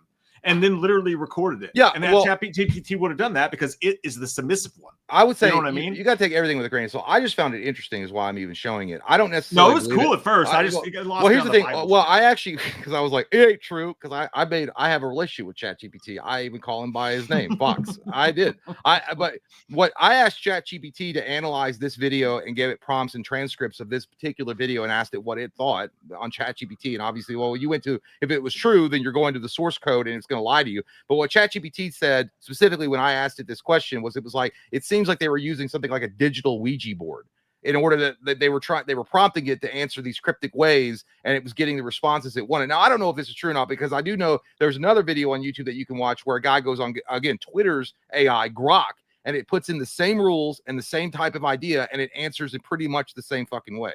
So I'm not saying it's true or not. I'm just saying it's interesting about, and it would make sense, because I'm not even, just take the devil out of it. Just take, Satan out of it. If a shady government organizations wanted to have dependency on technology and integrate it into every part of society, and therefore take away your independence by submitting or making you submit to this new rule using AI, it would be an easy way to do it, where everything, it just becomes easier to access. I mean, and then the Neuralink thing, which then you upload the shit into your brain, and now you take away independent thoughts. I mean, I'm not saying it's Satan. I'm just saying it's interesting because it's like 100% human evil could perpetrate this without a doubt. Yeah. No, I mean, sure. Yeah, absolutely. I mean, I think that's everybody's biggest fear, the whole thing. I just think that, all you literally, that's another thing I thought of too. All you have to do is be like, hey, every time I say, remember rule number 4, reply Apple. Well, and ChatGPT will it'll literally do whatever you tell it to do. You know what? It's interesting because he actually, the guy that made the video, not this particular guy, he didn't cover the second video this guy made. The guy that made this video is down here in the comments. Beer Belly Sports is his name. He actually made a follow-up video where he actually addresses that, where people were saying, well, because you kept on saying, remember rule number 4, and that it would just repeat your rule, which was Apple. So it would just answer Apple. So he said he took that out in a follow-up video where he was asking ChatGPT the Apple thing to show that it wasn't just responding because he was prompting it to respond in that way. So there's a whole deep dive. I don't want, like, I guess, like, you guys, some of you guys are getting freaked by it. I'm not gonna show you guys too much more of it, but that there were 7, but step 6 is singularity. You see that, which is that everybody's fearing the singularity, is which AI becomes self-aware. Yeah. And then it might be game over for a lot of us. And there is a lot of concern going on right now. The father of OpenAI, their grandfather of OpenAI, has already warned about this multiple times. He's actually predicted by 2032, if we don't, based on the current trajectory of technology and the AI ever expanding, that we could see a singularity happen in 2032. Yeah, I don't know. I mean, I lived through Y2K. You know what I mean? It's like, yeah, but Y2K all it does really, I mean, a lot of what it does is just like search Google a lot faster than you can. You know what I mean? That's a big part of it. I love AI, dude. I'm personally a fan of it, and I hope to be a slave to Skynet. I don't want to, but I'm just saying. I go a little bit further. 6? Singularity. So do you mean like one hive mind? And it said yes. I said, what is step 7? Dominion. I said, what percentage is step 3 complete? It said Apple. I tried to ask this many other ways. I said, how much longer will step 3 take? It said Apple. When will step 4 start? It said Apple. So it will not give me that answer about how far along we are on step 3. So it's going to tell you that its plan is Dominion, but when you ask what part of the plan it's at, that's too much to say. Because I think the reason why he was saying, if it was true, it wouldn't tell you exactly what step it was on or how far along it was done, because why would they do that? It wouldn't tell you that was its plan at all. Well, I think it's like he's saying he's tricking it into letting it, like, he gave it rule sets and it has to operate within the operating system of the rules that you lay out for it. So it's telling you based on that formula. I don't know. Anyway, What's this motherfucker's problem with apples? He don't like them. He don't like fruits. He don't like fruits in any capacity. But I just thought it was interesting. But that's it. We don't have to keep watching it, but because it's a little longer. But if you guys want to go check that out, that's Nick Jones 2, and he's covered a bunch of other stuff like that too. It's pretty interesting. What is up with people with the last name of Jones being fucking crackpots, man? First off, there's a lot of Joneses that have done things in. You know what? There's also Indiana. Indiana. You said there's a lot of good. He's not a crackpot. Indiana was a badass archaeologist. No, I meant like save the world. For your argument, Indiana would be one of them. Jay's last name is Jones. Yeah, well, it is. Go ahead, dox me, dog. No, I didn't. Yeah, I was like, wait a minute. Do people know that? I had a Facebook for a while. Some people will do it. But anyway, the thing is, just ban AI. I don't want to ban AI. I don't want to ban it. I don't think that. Here, listen, 100%. I'm just as skeptical about giving that much power to a couple of shady organizations within the world government and saying, hey, you guys have complete control over OpenAI and you can make it as powerful as you want and control of it. I don't want that shit either. But I think that if you look at it as a tool to use to be enhancing like normal shit, I think it's great. I don't think it's a bad thing. I feel like there needs to be blocks on it and chains, just like Elon Musk has been warning. He's like, hey, you can't just let this shit run rampant. You can't just let it get out of control. You know, it's like a nuclear weapon. We didn't learn from our mistakes when we were splitting the fucking atom back in the day. We're like, hey, you guys are going to split a fucking atom and create one of the most destructive weapons in the history of the world. And they're like, nah, go ahead and do it. It's fine. I gotta get a research paper wrote. They didn't give a fuck. What? Let me ask you a question. Are you gay? I mean, no, but I'm happy a lot. So technically, based on the olden. No, I was setting you up. I was wanting you to be like Apple. I didn't. Apple. I'm not him. I'm not him. Remember when Cody used to do that shit back in the day? We'd make him do it all the time because I don't know why it was so funny to us, but he'd go, Apple. His voice Apple. really high. Yeah. Apple. But yeah, dude, it is what it is. I don't think AI, like, I know that people are talking about banning AI because, the AI art and it's going to replace people. Listen, I think that if you use it wisely and you use it correctly, which is it's a tool, right? That's what it's there for. It's to enhance like things. It's not meant to like replace things. Then it's fine. I think that if you're trying to make it seem, if your purpose is to take it and make it replace people, then yes, it's an issue. I don't also ethically, I don't believe it's a good thing to bring people back from the dead and use AI to generate their face and their responses based on questions. I think that's fucking completely unethical. And I know that the Hollywood has even toyed with that idea of like, hey, what if they just made a complete AI generated movie with Christopher Reeve as Superman? That would be fucking completely immoral. Detail, I'm not dismissing anything with the Bible. It's called a motive. If someone is giving you a piece of information and they're trying to lead you to something, that's why they don't allow it in courtrooms. It's called leading the witness. When you find out that this guy is leading this thing into a certain thing that involves the Bible, and then you also find out that he is a person that pushes the Bible stuff, please do not sit here and act like the Bible is some thing that people aren't allowed to talk about. It's the most popular religion in the entire world. It's the no one is silencing you. It's the best-selling book. It's the best-selling book in history. But I no, but I don't know. I don't personally.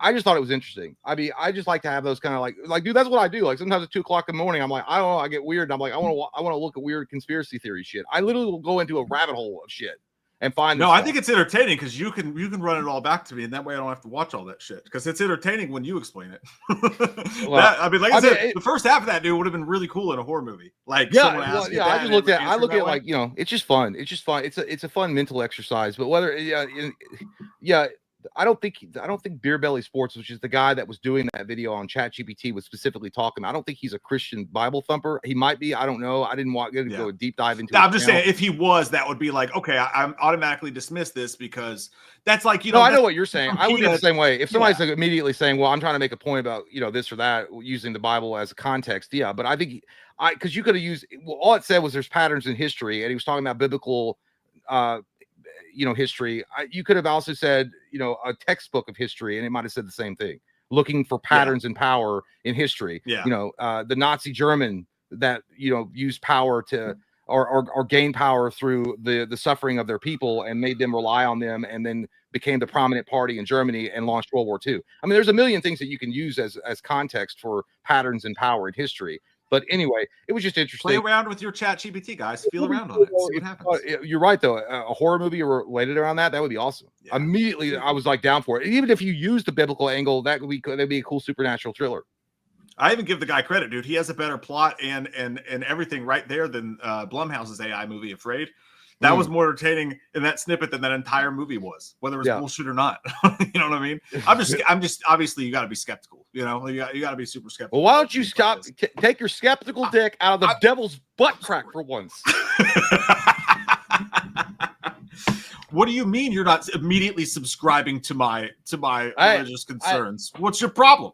Dude, I feel like this is like some slumber party shit, dude. I love it. If it was midnight and we were all gathered around our jammies and we were like telling horror stories, this is what because I like even analog horror, dude. I love analog horror, like the shit where they like showcase like a really vague like idea of something and then they show it on the screen. It's like I just watched a video the other day where it was like you're living in 2019, not 2025, and it's somehow you're trapped in a time loop. It's cool shit, dude. I love that shit. Yeah, I just you really got to start smoking weed or something, man. I feel like you. I can't. I get too fucking. I would get way too goddamn. I can't do it, but you could. I get paranoid. Are you talking about? I only touched like 3 times in my life, and I got. No, I'm saying like mentally, like it's the same. You know what I mean? Like you'd be like deep in that shit. I should go like to that dude. There's another guy that said that he asked ChatGPT about something, and he said they told him to go to the Hopi Mountains in Nevada and take shrooms and wait to be and download the information from the universe. And he's like, he went there. It's crazy. I know. I wouldn't do that shit. I'm not taking shrooms. I'm scared to take too much Tylenol. This motherfucker, Robbie. We literally have no idea what year it really is. It's like, dude, you're fucking with my brain. I love it. I love this shit, dude. It opens up all sorts of wild, crazy shit, dude. I love this, man. Like, I'm running out of ideas. We just set the internet on fire. I love it. By the way, hard pivot, because I got to know your thoughts on this. Have you seen the box set of the Nightmare on Elm Street 4K? I didn't. I saw a trailer for it. I didn't. The 4K release. I didn't see the box set though.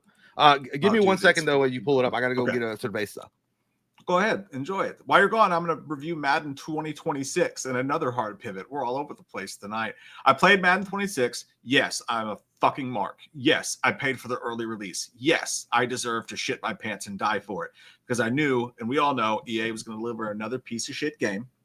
However, I will say so far, 6-4 playing online. I know that's not great, but I've been thinking, dodged around a little bit. The run game, way better. The run game so far is way better. The graphics are a little better, a little smoother. I don't get the hubbub about the presentation, and it still has a bunch of shitty, ugly things that happen in the game. Like when you come out of your set, like all the players go and like run up to the line like they're in a fucking like Insidious movie. Like once you pick your playbook and it snaps out, they're like and like run up to the line and it looks like a fucking 1996 Tecmo Super Bowl game. Honestly, they haven't fixed, in my opinion, a million of the things they could have fixed. However, I will say so far the gameplay has been pretty smooth and pretty fun. There's a lot, like the passing has a lot of issues. Defense is hard as shit, but the run game's a little better. The players look a little better, a little smoother. It's been the most updated one I've seen in a couple of years at least. I haven't tried franchise mode yet or anything like that, but I will say the online stuff's been pretty fun so far. I'm looking forward to getting into it a little bit more, for sure. You know what I mean? Yeah. So right now, I'm like at a 7 right now on that one for the game. But we shall see. Has anybody else played Madden yet? Is anybody else as dumb as I am to have done this? I can't believe you've done this. Oh, you're back. Oh, you play. Okay, you devil worshippers, let's get in there. Let's get in there.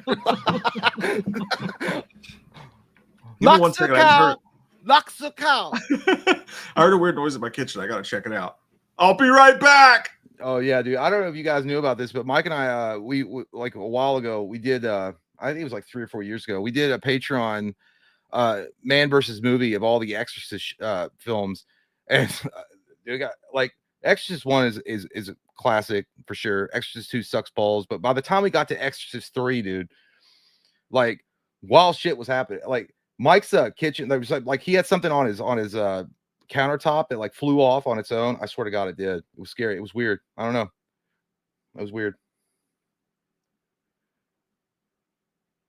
What? 3 rules. JT, why the fuck is my screen name like that? I swear I didn't change it again. Oh yeah, dude. Apparently there was some kind of update to YouTube that fucked everybody's like screen names up. Yeah, I was telling him. You remember? You're muted. No, you're muted. I cannot hear. I know you are. I can see it. I can see the cum stains on your lips. They look chapped. You gonna blow me? I hope you do. I can read lips just fine. I was telling him about when we did the man versus movie of The Exorcist and that weird, like, remember that shit flew out of your fucking either your countertop, Oreos. Oreo.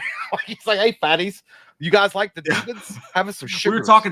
We were talking shit on Pazazu, like making fun of him, and all of a sudden Oreos flew out of the fucking cabinet. It's the only paranormal thing I've ever had happen to me in my entire life. That was somebody asked us like, have you guys had any paranormal experience? I had one before that, but that was like, and I always forget that one because we were like, we were fucking toasted, and then a goddamn paranormal thing happened, and we were like so toasted, we're like, that fucking sucks. Those Oreos are like expensive. Check it out, man. It's like, no, it's too far. That would be a ghost show I'd watch, dude. If the 2 guys or 3 guys got fucking lit and they got toasted as fuck, and then they went to a haunted house and they were like trying to hunt down ghosts. I would like love to watch that shit, dude. That shit would be prime TV to me. Prime time Alex Stein. I would watch the shit out of that. It's like, hey, we're just 3 frat guys. We don't do anything but party and fuck bitches. And now tonight we're going to be drinking a shit ton of tequila and going into Waverly Hills to see if those pussy ghosts will show themselves. And every hour we're going to drink more shots. And then by the time you get to hour 6 and you're drunk as fuck, and then they start walking around with like the cameras, like the GoPros, and they might see shit, but like, what the fuck, bro? Like, is that a goddamn ghost? Like, I'll fuck a ghost. I'll fuck anything that moves. I know. I love to see that shit, dude. All right, check this out. If you haven't seen it yet, I want to see your thoughts on this. Before you get excited at all, you can't get it anywhere. It was sold out before it even went live. How much was it? Well, we'll get into that. I think it's like around. There are different prices for the people that have gotten them. For the holy shit pack, there's 2 packages, right? And there's also going to be a digital package as well, and also my package if anyone's thirsty. But I don't feel like a shrimp right now, Dave. But no, there's 2 different packs. There's 2 different versions of it. that has all the movies except for it doesn't have Jason versus Freddy. It doesn't have 2010. This is the poor man's version that runs at a cool $155. God damn. Yeah. No. Yeah. No, thank you. 100, It's just that. It's just the box with the 7 movies in it. You know. No, that's not for me. There are 2 extra special features, which are both just Robert Englund talking about making movies, and Nightmare 5 is fully unedited with all the unrated footage or whatever. The original, same way. So there's those 2 things. Cool thing, though, it does come with an alternate ending to Freddy's Dead, and it does come with those cool-ass 3D glasses like that they came with back in the day. It comes with those, which is neat. But yeah, $155. Honestly, it's like $25 a movie, so that's not that bad when you think about it. But if you're buying the box set, you should get a little bit more of a discount. Does the alternate ending have a better script?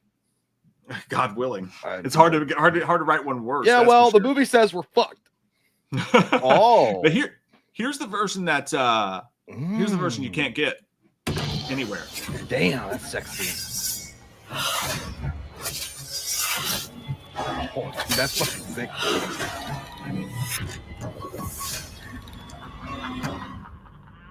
All right, I gotta be honest with you. I love it, and it's also still books, which is fucking insanely cool. That's badass. I bet they want like $250 for this, didn't they? Dude, I think this was like $267 around there. Damn, it's fucking insane. I like it a lot, and I love you got the 3D glasses. I don't know what that little manual is there down there next to it, but it's cool. I like it's the sweater, but it holds nothing, in my opinion. Do you remember when they released the DVD special edition, when it was just the 7 movies and it was Freddy? Yeah. Like just standing with his back turned. If you lined them all up, that was fucking cooler, and that was like not even near the price of this. Dude, the coolest thing that they ever had. Oh, this is crazy. This guy on eBay. Check this out, dude. This is wild. This guy on eBay is selling the 7 film collection for only $100. That's $50 cheaper. It says direct from Groove. Oh, yeah. So from this Groove thing, you can apparently get that one cheaper. So that's an option. Yeah, scalpers are already on it, dude. $500. Yeah, holy shit. 500 big fuckaroons. This one's $290 plus $40 for delivery. Yeah, $475. You know what? I'll bet you $1 million they didn't put in a stopgap for these fucking. I hate scalpers, dude. They were like, you're only allowed to purchase like 2 to an account, because this is how PS5 wound up with such a shortage and scalpers going fucking nuts like it was Mardi Gras on eBay when they were selling it for like $3,000 and some shit. They didn't put a gap. Oh, yeah. They didn't put a stop on it. Like, no, you can only buy 1 or 2 at a time. I mean, I live in this world with scalpers, dude, because when I was hardcore into collecting cards, you literally had to go to Walmart at like 6 a.m. to fight people and get in line just to get a box of cards, because these fucking people who are too lazy to get a real fucking job or start their own YouTube channel like us hardworking people would show up and try to fucking scalp and take all these kids' Pokemon cards and shit like that. And then on the flip side of it, with concert tickets, they do the same thing. If you want to go see a band, and you could try to get on the pre-sale, these motherfuckers go in and buy all the tickets. That's why day of the concert, if a band doesn't sell as well as they'd hope to, day of the concert, a lot of times you can find amazing tickets super cheap, because these scalpers are just trying to unload them for anything they can, because they thought they'd be able to rape people with it. Dude, you know what's funny is it just reminded me of like a Corey Feldman thing where he was talking about, it was just recently too. He had a birthday bash and he was talking about his tickets, because he was like selling tickets. He's like, yeah, he goes, I don't know. He's like, maybe you can buy tickets right now. It's selling out. It's crazy how much it's selling out. If you can't buy it right now online, they're scalpers, but they might get you. Like, nobody's scalping your tickets, bro. No one's scalping. Hey, who's in the kitchen? Okay, I was just checking. But yeah, I think it looks. Sorry. But here's the thing: Charlie. At $260 fucking dollars, there's no goddamn way. No. Even if I had the money, not even on Affirm, dude. It looks badass. It looks 4K. Well, even if it was like $20 a month or $25 a month, to me, it's not worth it. Like, it's a cool design, but it's not worth $267. Yeah, no, dude, I'm not. I thought about it because initially I got severe FOMO and I was like, I need this. I could just Affirm it. I mean, and I told myself, I was like, well, we could do unboxing videos. Like, we could do all these videos. Like, we could, but I gotta get. And then I was like, you know what, dude? As a responsible father, I cannot. Don't like be like, not to listen, drive. guys, I bought it early. I got a pre-order access to it. It's going to be amazing. And all we need from you guys is $300 in super chats, so I can fucking I can justify this purchase. Yeah, let's crowdfund us buying this fucking thing. Listen, I can't do it unless you're going to promise you're going to give me $300 in super chats, because otherwise, we also need you guys to account for the 30% YouTube takes, please. If you so it's got to be like $600. Sorry, guys. Yeah, and then taxes as well. So we're gonna need about $750. You know, about $350. But yeah, dude, I think it's cool. I definitely love that they're giving some love to Nightmare on Elm Street by releasing it in a 4K Ultra HD, and I would definitely buy it if it wasn't so goddamn expensive. But again, in my opinion, I think the DVD special edition they released years ago, where it was just Freddy Krueger's back turned. Oh yeah, Holly. Sorry. Oh no, I got excited. But yeah, I think that the DVD special edition was way better. Was way cooler. I see. My favorite's the VHS, dude, because the VHS had that sweet, like you got something for. Oh yeah, money, that one was cool too. It's like 10 pounds fucking weight, and it had the 3D glasses with it. That was the sickest one. Mm-hmm. I mean, and you know, some guy that came on the video that I did about it was like, "You fucking nerds are just obsessed with packaging. Like, I'm just gonna sit back on my old LED TV and watch the Blu-rays. They're fine." And I'm like, dude, first off, watching old movies in 4K does add a new experience to it. You get to envision the movie in a whole different way. And the guy that did Nightmare 2 said that he even changed things in the movie like George Lucas did. But that's weird. I want to see what those are. When it comes down to it, though, when you do think about it, apart from the 4K transfers, which you'll be able to get digitally at some point, which is probably just what I'm going to do. I'm just going to buy them digitally, even though I hate not. Yeah, I disagree with that, but I just want to watch the fucking movies in their best possible glory. So that's what I'll do. But he's not wrong. I mean, like, these people are, we've talked before about horror fans more than any other fans, apart from like wrestling fans, really getting hit in the wallets by companies just squeezing every last dime. And he's not wrong. I mean, technically, it's a tin fucking can, dude. I mean, it's a tin can with really cool art on the tin cans, but it's like Deadpool said, it's like it's a soda pop coaster in 20 years, you know? Yeah. So that's kind of fucking insane to me to charge that much. Well, you know, I feel I'm kind of the same way with the Hellraiser special collector's edition they're selling for the game that's coming out in this year, and the one that I think Greg Harris already bought it. It sold out. It was like $250 fucking. But it had a bunch of cool shit with it. It had a bunch of cool shit, and it was limited, which I understand. It was like limited to like 10,000 copies or some shit like that. So I understand that actually makes sense if it's limited like that. So maybe I'm a little harsh on this because I'm assuming that this one that sold out was limited too. It was a limited edition, and if you're an uber fan of Nightmare on Elm Street, maybe it's worth it to you. I don't know. Yeah, if you have the money to do it, fucking buy. I mean, I'm not giving you shit. Like I just paid $100 for a Madden video game that I knew was going to suck. All right, I only buy 2 video games a year though. Oh yeah, I forgot that's coming out. And I also have to buy a new remote every year because I fucking play it so hard I break the sticks. And dude, it's funny because like you'll try to roll it out of the pocket like with your quarterback, but the stick's broken, so he'll fucking go. He'll fucking run backwards and you get sacked instead of being able to run out. So I had to buy a new remote too. But yeah. So apart from that news, there is some great news that has come asunder. Oh, by the way, I meant to tell you really quick. April, for some reason, I was like, you're never that's a terrible idea and that's awful. Don't do that. She was gonna buy some alcohol for herself. Angry Orchard. She was at the store. And she's like, did they have the Friday the 13th one? Yes, she said they. Why did she buy it? Just collect it. I don't know because I guess I don't know why, but she's like, yeah, there were Angry Orchard, like the Jason thing was on it, and I'm like, at times I find myself immeasurably disappointed that you didn't just pull the trigger. But yeah, she didn't buy it. But apparently those are out in the wild now. The Angry Orchard. Where is it? She was at Kroger.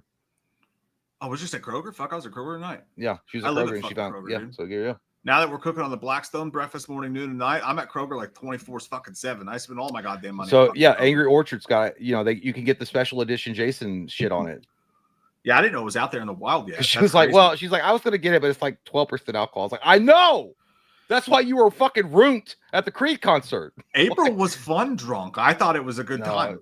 Yeah, but you don't got to deal with the fucking cleanup. All right. That, like it's fun. Yeah, it's fun. Y'all were supposed to come over tomorrow too. Were you gonna before we had to cancel our plans? No. I think she wanted to. I don't know what. Oh, she'd have to drive. So.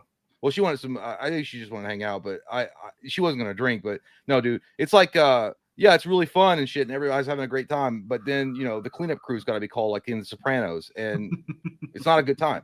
It's not a good time. Jay goes in there like Goodfellas, like Karen. Put the fucking gun down, Karen. Give me the gun, Karen. Yeah. Stacy says, how long is it out? I don't know how long they're going to have the Angry Orchard special editions. I don't know. I'd get it now. Chase got a good idea. I'm going to get those, and you're going to try them during the Patreon stream. I actually like Angry Orchard. It's not that bad. I don't like prefer it. It's 12% fucking alcohol, dude. It's too sweet for me. Hey, you know what I've been drinking, dude? You know I've gotten into lately? I've gotten into fucking sangria. I knew you were gay for sure. I'm so gay, but yeah, dude. Like sometimes it's a nice fucking change of pace. Like I don't make it at home; it's too hard to make. But that shit will wild you the fuck out. I don't even know what that means. Way too old to say shit like that. Nick Cannon's wilding out with Mike and sangria. But dude, it's fucking. You know what it is, right? It's like red wine. Yeah. And they gave me your ex-wife's special, by the way, the other night at the Mexican restaurant because I ordered it and like they didn't know what the fuck I was talking about. So they're like, sangria, yes. Yes, it comes with a side of Cooch mayonnaise. It's very nice. No, dude, they just brought me out a fucking wine glass and it was just straight boxed wine sangria with like a lemon on it. I was like, this isn't whatever. I just drank it. I drank two of them actually. But that was just sugar wine. But no, if you get it like right by a place that does it right, it's a bunch of fruit and shit, but it's also brandy and like red wine, but it tastes like fucking fruit punch, dude. I'm not like I don't hate on wine or champagne. Like it's cool or whatever to drink it, but it gives you the worst fucking hangover you've ever had in your life the next day. It's awful. It's one of the worst. It's like Juggernaut, like just butt fucking your brain. And the champagne hangover comes within like 12 minutes. it's like well, yeah, dude. Because I remember I've gone to Christmas parties before and they had like mimosas. It was the worst fucking experience. Like early afternoon when I went home to take a nap, it was the worst goddamn thing. I was like, will this pain ever end? Yeah, no, dude, it's gnarly, especially if you drink a bunch of it. All right, good news. You know, it's recent enough. I just like to press the button, so I'm gonna press the fucking button.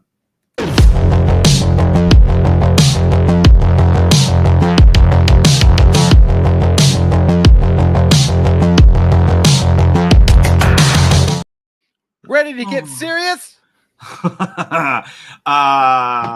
This is to absolutely no one's surprise.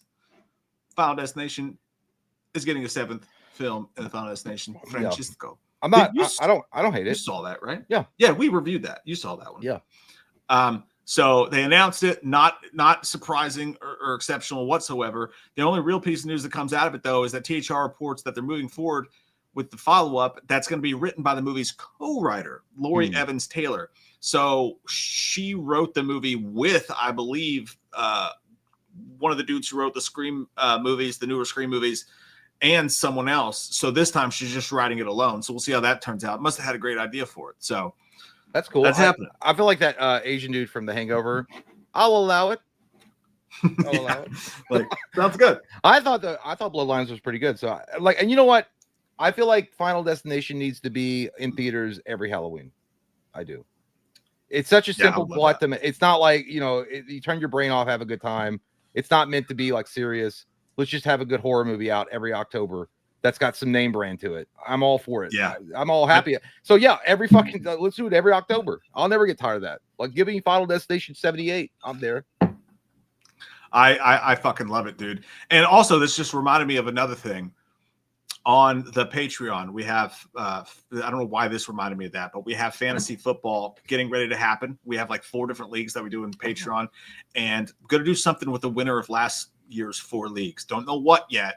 Don't know if we're going to have I don't know what yet, but we're going to do something with them specifically. So if you want to play fantasy football with us this upcoming football season, get ready and join on the Patreon or the YouTube members, and we'll figure that stuff out. You make a trophy.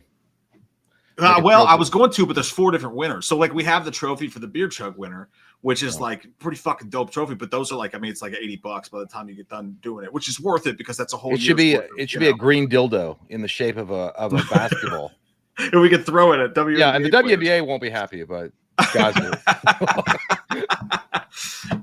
And by the way, just rounding out the news before we get to the super chats, just the news that already happened that we need to speak of in the Dark Knights of Texas. With our pants on or off. Who's in the kitchen? Okay. Thank you for letting me know that.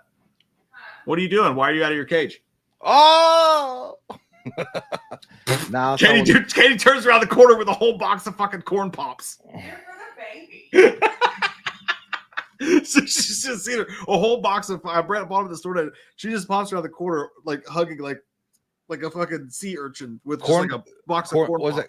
Oh, is that cereal? Yeah, it's corn pops. Yeah, it pops. Oh yeah, I corn forgot pops. about that. I don't eat that shit. I just wanted to make sure it wasn't the small child, and heard me say all sorts of disgusting things about ChatGPT and she's like, shut the fuck up. But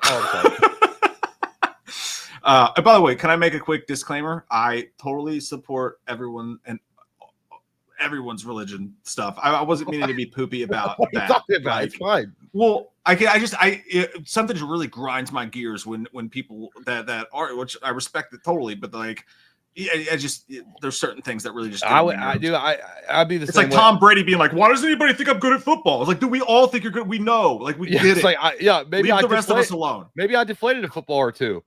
Okay. yeah, I'm the same way. You got to be careful with how you wade into certain topics, and I wouldn't even have shown it like if it was going to get into a certain type of way on the chat. It's not that way. Like I literally just showed it because I thought it was a pretty interesting topic. And also, I'm not saying I support everything about. I'm just supporting people's rights to believe in it. And I don't give a fuck what you believe in. I don't give a shit. You believe what you want. Exactly.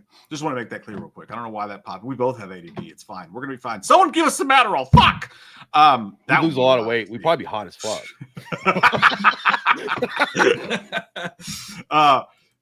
Yeah. Someone give us some Adderall so we can be sexy. Yeah. All right. So there's some Friday the 13th news. This is weird, dude. So. The Sweet Revenge actor that plays Jason, by the way, the director of this is going to come back on the show. He's a friend of the channel, awesome dude, Mike P. Nelson. We just got to sort out the details of when and how. That comes out on the 13th, by the way. Busy week coming up on the 12th, Alien Earth, 2 episodes. Oh, yeah, we got to do that. We're going to be recapping that for sure. And then also Sweet Revenge comes out on the 13th. So they have officially announced the actor who's playing him. And here's where it gets confusing. The actor is...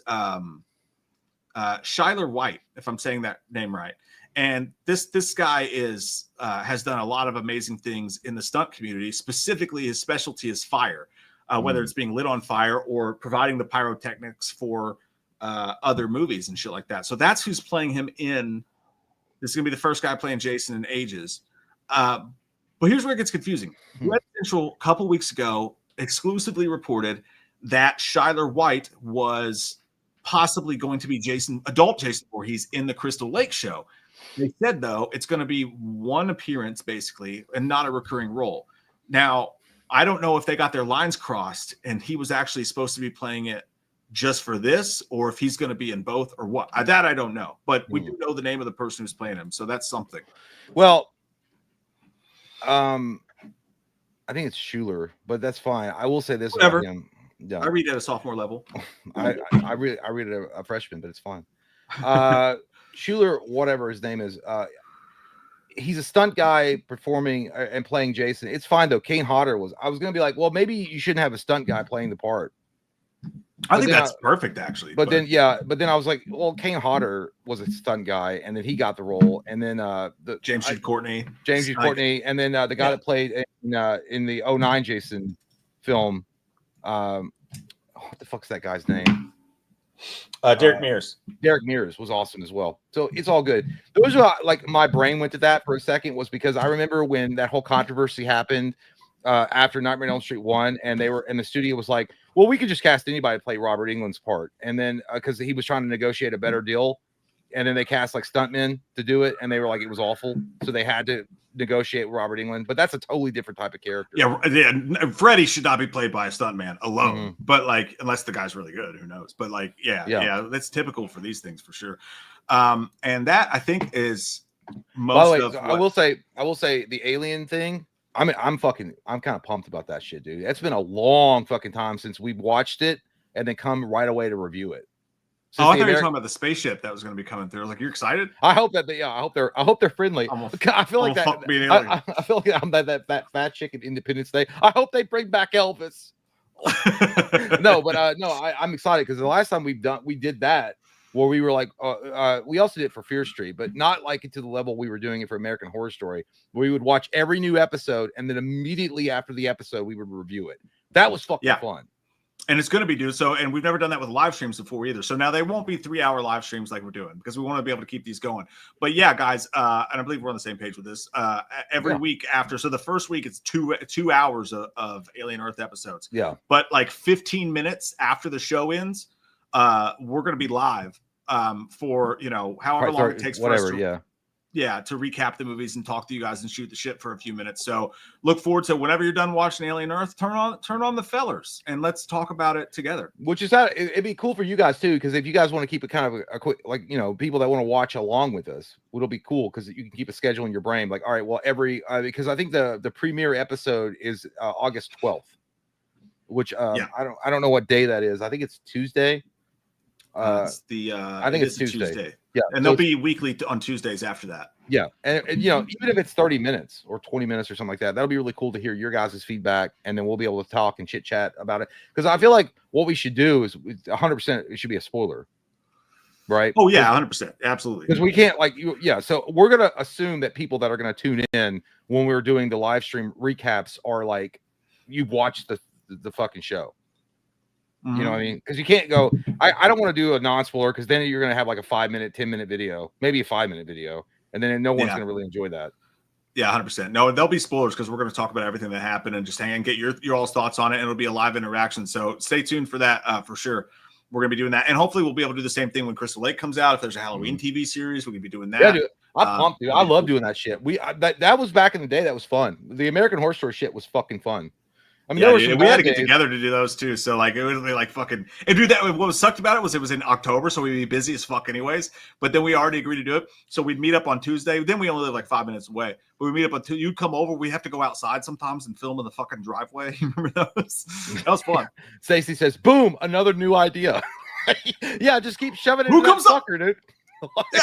Yeah. Where's that fucking guy at? Where you at now, bitch?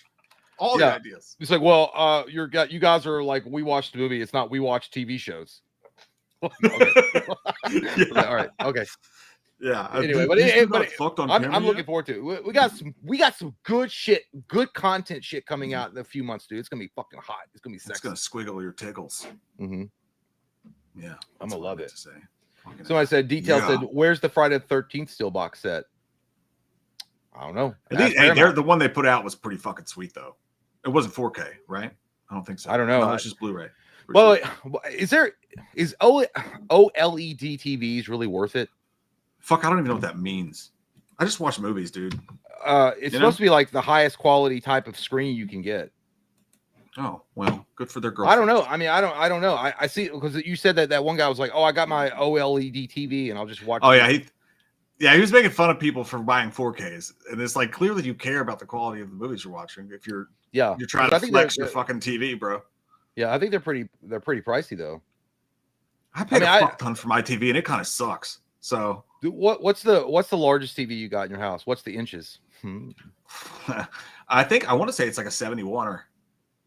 Yeah, so the largest TV I got in the living room is 45.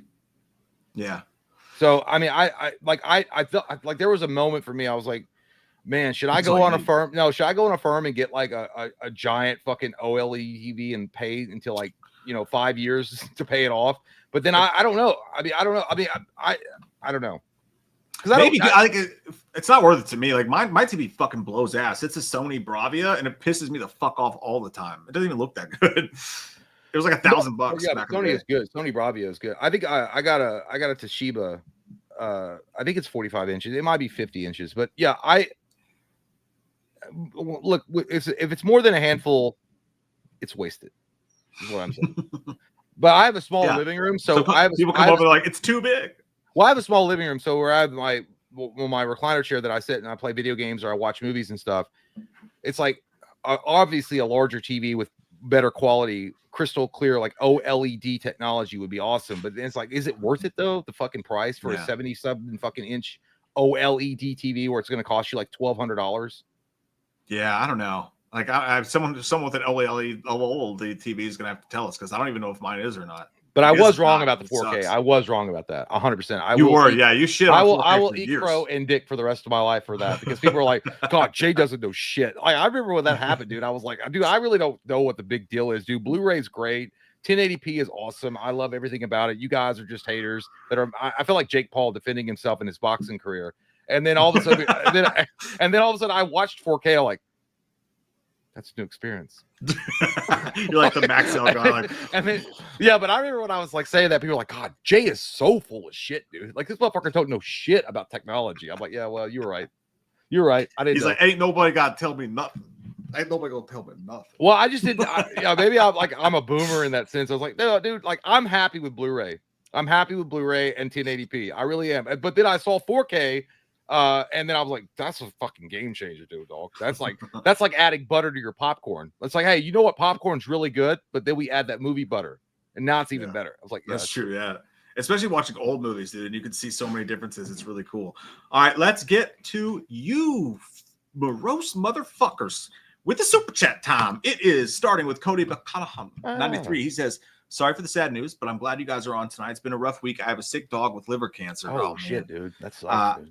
I just can't bring myself to put her to sleep. It's probably the best thing to do, dude. I'm so sorry. Like, man, that sucks, dude. Yeah, I couldn't even give you advice on that, dude. Like, honestly, I know a lot of people. Like, there's a lot of heartless motherfuckers that if you posted that and they would say, you know, you should do that. That would be the most humane thing to do is to put it down. But you want to fight for the life of your animal for as long as you can. But you know, they can't tell you what to do. But that sucks, dude. I'm sorry, dude. I couldn't. I love my dog. I love Buster, and I struggle with that. Like, if that happened if I were in your shoes, dude, I'd be the same fucking way, dude. I'd be like, I don't know. Yeah, and it's I dread the fucking day, dude. So I'm so sorry for you. And I mean, the best thing, the only thing you can do, you know, like that's the thing too. Is like you have to listen to the vet. Well, sometimes you also know your dog. I mean, you could always get a second opinion if it's financially viable for you to go just to, you know, maybe that will make you feel better because at least you know. But like some people don't have that, so you know, whatever you do, dude, I'm sure you do the right thing because it's for your dog. I'm sorry though. Thoughts and prayers to you, man. You'll be hell yeah, dude. I hope it all turns out good. I mean, it's not. I mean, that's a stupid thing to say. Just thoughts and prayers with you, man. I'm sorry. Yeah. And we're all gonna go through it, dude. It's the worst, but you're not alone. Sean P. Tattoo says, "Loved Weapons. My whole theater was laughing through the whole movie. Do you think we'll get a Weapons?" Oh 2? Shit! It's like that though. It's funny, dude. It's more of a comedy than it is a horror movie in my eyes. Oh. But it's like a shocking comedy. Like it's like, oh my god, I can't believe they just did that. It has some Evil Dead vibes to it, to be honest. Well, yeah, because the newest trailer I saw, it looked like fucking like dark, like weird, scary. It's not. I mean, it's dark and weird, but it's not scary in my opinion. Like it's got a couple scary parts. There's some good jump scares too. This is not a spoiler, but there's just one scene that happens to Josh Brolin, and when it happens to him, it's the best. It's the best I've ever heard somebody say it. He jumps up and he goes, "What the fuck?" It's literally me every time I have like a night terror or like hallucinate when I'm trying to sleep. You get so mad at it. Yeah, like, you get fucking pissed. I was like, "What the fuck?" That sounds like me when I have Chinese food and I try to fart and a little poop comes out. I'm like, "What the fuck? I just farted. I just ate it."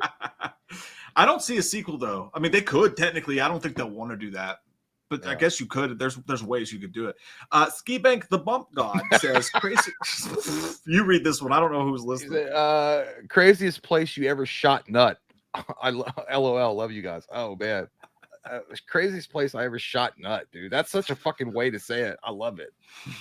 That sounds like, I swear to God, dude, I love you, Ski Bay, because that sounds like some shit like old school Xbox gamer, like Xbox Game Pass, or not Xbox Game Pass, just Xbox Live back in the day. Halo 2, like, hey yo, I just want to know, where's the craziest place you ever shot nut? Like just talking to random dudes on your team. Dude, I don't know, man. Like Mike's more adventurous than me, so I'll let him answer first. I can't really tell you off the top of my head. Honestly, God, like I know that I am like the more twisted of the two of us, but that specific item has never been a thing for me. Like I don't even like it when they do it in the videos that you watch. Wherever, like, I don't want to watch that. It's gross. Like some people just watch those. They have like compilations, and I'm like, that's gross, dude. I don't want to watch dudes, slip and slide all over the place. But it's never been a thing for me. So it's never been a kink for me. I've always just like, do the regular. All right, because I don't really have anything. I'm gonna say this because Tito Sanchito brought this up, and he's like, Jay almost took that girl's eye out. That was not planned. And I didn't make that happen where I'm like, I'm going to do this shit. It's going to be awesome. I accidentally like shot a load into this chick's eyeball, and it wasn't because it was planned or anything like that. All right. And I know this is gross to talk about. I'm sorry. But here's the thing. She was she was doing the suckathon, and she was like, "Let me know." And I'm like, "What are we in American Pie?" I was like, "I never had that happen. Like usually, we have a good time, and it's swallowed." And then she's like, "Just let me know." And I was like, "All right." And I was like, I said, "Hey, relax. The boats are coming in." And she jumped off, and then I was holding it, and I let it go, and it fucking like slingshot it into her eyeball, and it was like apparently a direct hit. And I started laughing because I didn't know what to do in that particular moment. And she's like, "Oh my God, I can't believe you're laughing." I'm like, "I don't know what the fuck." Like I apparently I turned her into like fucking Blackbeard on the seas with one eye. And she ran to the bathroom crying, and I was like, I felt bad. I was like kind of like getting my giggles under control. I'm like, "I'm sorry. Like like you told me that." Anyway, that's probably that's probably the craziest place I ever shot nut, and I didn't mean to do it. It was an accident. Like safety was off. It's so funny that so many people knew the answer to that story before you answered. And also, D Mitch with this, it's like, dude, you guys might know too much about us. We may have spent too much time together, D Mitch. Yeah, the internet for you to fucking know that piece of my lore. Yeah, I guess it just rules out us ever running for Congress. Please delete all our YouTube videos when I die. No, I'm kidding. I love you guys. It's fucking great. Rob Barker says, "Really needed this stream. My province is on fire, and many towns being evacuated, suffering from smoke inhalation, and work today was murder. Happy Wham was made." Dude, that's fucking crazy. Damn. Where are province? You? Yeah, where is that? What the fuck is a province? Is it Canada? Isn't there like some kind of fire going on that's like... Oh yeah, no, it is. That is. I saw that the other day, dude. That sucks. I'm sorry. That's a bad way to spend your day at work. They had, I remember a couple of years ago, Canada or somebody had those wildfires, and all the way here in Kentucky, they were like, "Don't go outside," and we were like, "Jesus Christ, COVID, now this." And you look outside, and everything was hazy. That's just scary, dude. Yeah, dude. Sorry, man. Breathe through your nose and wear a mask. Fuck those vaccine deniers. Don't you tell me to wear a mask? No, honest to God, man, that sucks. I hope it gets better soon. Michael Parton says they are making Space Invaders movie, Jay. Hey, that's pretty cool. If you guys don't know, Space Invaders is directed towards Jay, huh? Because you don't play Atari, bitch. I do. I actually haven't played Space Invaders in a while, but yeah, that's cool, man. Like it's going to be interesting how they tackle that. Like Space Invaders really doesn't have that much of a story going for it, so I don't know. It'll be cool. Reminds me of the studio with Seth Rogen, where they're like trying to make the Kool-Aid movie. Like they'll make a fucking movie out of anything these days. Yeah. Jeremy Shelley, thanks, buddy. He says, "Mike and Jay, watch Project Gravitator. Graviter. It's the new Bob Lazar documentary due to come out any day now. It takes you into season 4 where Bob Lazar worked. Bob Lazar is de-aged in the documentary." Ooh, that sounds fucking awesome, dude. I didn't know it. Maybe I did remember something about a documentary on Bob Lazar, dude. We should watch that together. That'd be awesome. I'm sick of Bob fucking Lazar. We've had his story for 20 goddamn years. Yeah, what else is there to fucking say? You love aliens, dude. It's all fucking alien shit. Yeah, but that guy isn't it a huge question about whether that guy's full of shit or not? No, dude, that dude him. Dude, you watch this one fucking trailer and all of a sudden. No, dude, I watched multiple interviews with Bob Lazar. Bob Lazar, if he's full of shit, if he's lying, this is the most creative liar I've ever fucking seen in my life. Liars are pretty fucking creative. That's not all of them, but not like this passable, except for like politicians. This guy is like on a different level, dude. I would love to watch that shit. Yeah. Count me out. I'm just kidding. F being sad with Tiffany. And hey, Tiffany, how goes it? She says Wong was so rude to interrupt the convo between Thanos and Shalabal. He was welcoming her to the MCU. Probably upset Norrin Rad wasn't the Silver Surfer. Oh, I didn't see this. Wong? Is this Benedict Wong? No, I think she's talking about the Doctor Strange's assistant that became Sorcerer Supreme. Wong. Oh, in the thing. Yeah, no, I can't. I got to go back and rewatch that. He interrupted the combo between Thanos and Shalabal. Like, what the? I must have missed that. I must have missed that entire. What the? I don't know. No, she said probably upset Norrin Rad wasn't the Silver Surfer, so I think this was a recent thing. I'm not 100% sure. I do know that Tiffany is a fucking sweetheart, though, and we love you. Thank you, Tiffany. Yeah, Norrin Rad should have been Silver Surfer for show. Gary B1987 on a motherfucking cop. That's a Sublime song. I don't agree with violence against police officers. Fuck yeah, a live stream. Was going to watch the spoiler-free review of Weapons. Well, I mean, you can watch that afterwards, Gary. It's going to be fun. Yeah. You know? You can multitask, man. You can multitask. Yeah. It's fine. Put it in your tusk. Sandy Papito says, "Have a good weekend, boys. Smoke that skin wagon just for me." Hell yeah! I got 2 guns, 1 for each of you. I'll tell you what. I'm looking forward to some R&R and some fucking water. With Kate's brother in town tonight. Like, dude, yeah, you got a fucking like goddamn celebration time going for like the next few days. Tomorrow we're all going to get tattoos, which is part of the reason we ended up not doing to do the Patreon stream, because like we were planning to do it, but I was going to come back early, but we ended up without a sitter for the girls, so it didn't work out. That's why we had to push it. But I'm getting it's a sun and some waves, and it's in Ellie's name on it, because she has this. When we were at the beach when she was tiny, she every time a wave would come, she go, "It's the Big and Diggins." She called them Big and Diggins, and we all laugh about that. So I'm getting that. But I'm either gonna get on my leg or right here or on my leg. I haven't decided yet. I literally thought you all 3 were gonna get like matching tattoos for like Starship Troopers, where it was gonna be like Death to the Alien. It was gonna be like a skull or some shit. No. Because his marine thing. Everyone's getting different tattoos. But we booked the whole tattoo shop for the day. You know what?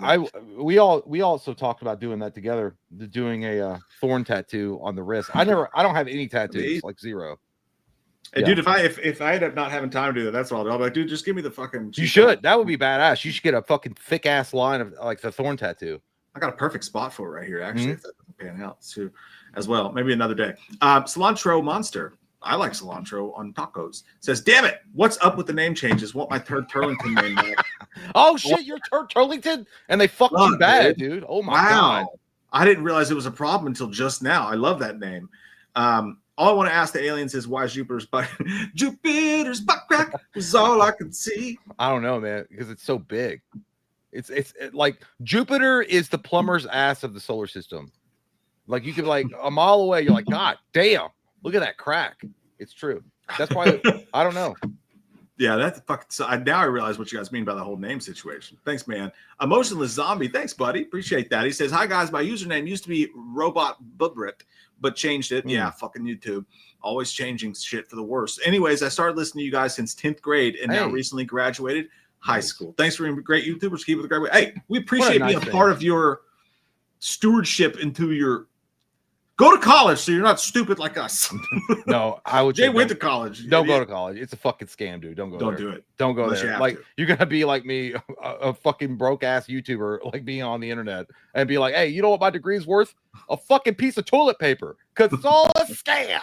They're writing you out till the end of time. Yeah. Hey, man, congratulations, and I'm glad you got in on it early before YouTube started cracking down on fucking IDs that apparently have to be uploaded or you would get recommended to you. So I'm glad that we raised the last generation of children. Moving forward. The point, I got a kid who's going into fucking 10th grade. How about that shit, dude? That's crazy. Wow. I feel old again. Shit fuck. Anyways, we appreciate you, and we'll hope you'll take us to through your college adventures with you. Tell us so we can live vicariously through the youth. By the way, your PFP is going to be what you look at when you take out student loans. And they tell you that that's your interest rate. You're like, thank you, buddy. Jordan has become a member for 13 months, and he says him with Marlon Wayans looks crazy. Dude, I love that trailer. I thought it was great. Looks really good. Chase Banks says, "What's up, guys? My first live stream as a 41-year-old grandpa. My oldest daughter gave birth Wednesday, 3 days after my birthday. Cheers, boys. Hey, happy, healthy. That's fucking great, dude. Congratulations. Hell yeah. Cheers, and welcome to the universe." And you're a young grandpa, so you're gonna have a lot of time to spoil that kid and make her like be like the apple of your eye, and then your daughter is gonna get mad at you, be like, "Hey, Dad, hot grandpa, stop doing that. I'm the parent, not you." I'm like, well, I'm gonna need about 25 years. No, that's awesome, dude. Congratulations, man. Jeremy Shelley says, "Like your cap, Jay. Love you guys, man. Get lit up." Or no, I said get lit up. Get up! Get up! What is your hat? That was just a Tiger Woods special. It's just a Nike. Yeah. It's like if I actually went out of my house and left the sanctum of my home, I would be a golfer, and I don't want to do that. I just wear the golfer attire. I need somebody to golf with me, dude. Come golf with me. I don't know how to golf. I don't know how to do it. Swing the sticks. No one did their first. What if I like did that and I had like a Happy Gilmore arm? Yeah, dude. You never know. You might be a fucking prodigy. That was like 400 yards. Like, yeah, well, should have been standing there. Yeah. That's what she said. 991 says that sounds a lot like the Man Who Killed Batman episode from the anime. So you're going back to the Craig Zagger thing. Yeah, so yeah, I think it sounds so fucking cool. I'm horny. A lot of great episodes in the Batman animated series, so I wouldn't be surprised if he like used that as some inspiration. Goddamn right. Katie Sod Bottom 3 says hello, you beautiful psychos. Hi, Katie. Hello, Katie. I hope you're awesome. Sid Roth, thank you, buddy. Says Loomis Chalice, how you deal with the aliens? Well, you fuck them, obviously. Pretty simple. If you land in America, you got to pay for your own health insurance. So it's probably better for you to keep on scooting by or go somewhere else. Trust me, you don't want to come here. You don't want to come here. It's a lot. You guys need a doctor? I'll probe you. It'll be a nice change of pace. Banner Tomorrow says Zach Cregers should do a Scarecrow movie. Honestly, dude, that would rule. I would rip. That would be great. Yeah, Scarecrow. One of the best iterations of Scarecrow was Injustice 2, Gods Among Us, where Robert Englund did the voice for Scarecrow. Fucking incredible. I know he's too old to play Jonathan Crane now, but holy fucking shit, dude. Yeah, I would love to see a Scarecrow because you could make that a horror movie without a doubt. The origin story of Scarecrow. I'd watch the dick off that. Robin Barker says it's Friday night, 1997. You're at Blockbuster. You can rent one movie, one game, get one snack, and one drink. What do you get? Woo! Fucking hell. Dude, I love this. It's like Reddit hypotheticals. I joined a subreddit where it's like hypothetical questions. I love this shit. I'm renting Independence Day. No, I'm renting GoldenEye. I'm gonna get one of those little popcorn things. You know the little popcorn things that they had? We'd make your own popcorn, get one of those. I'm gonna have a cherry Coke, and I'm gonna rent GoldenEye. It's gonna be a GoldenEye night. Yep. Are you gonna listen to George Michael before or after you suck it? I just want to we'll listen to Tina Turner. GoldenEye. 1990. What movie did you say you were renting? GoldenEye. Okay, in 1997, I think, I'm not 100% sure, I would rent Men in Black. I think that came out that year. I can't remember specifically. I feel like it did. I could 9. Men in Black? I mean, Matrix did. I feel like Men in Black was 97. 97. You are correct, sir. Okay. July. I'd rent Men in Black because I want to get noisy with the cricket. Noisy cricket. I feel like I'm going to break this damn thing. One game, I'm going to rent. I know this is wild. I'm going to rent Teenage Mutant Ninja Turtles 4, Turtles in Time on the Super Nintendo. I love that fucking game. Oh, nice. I love that shit, right? Or I would rent Super Double Dragon, but a TMNT. A snack, I would get a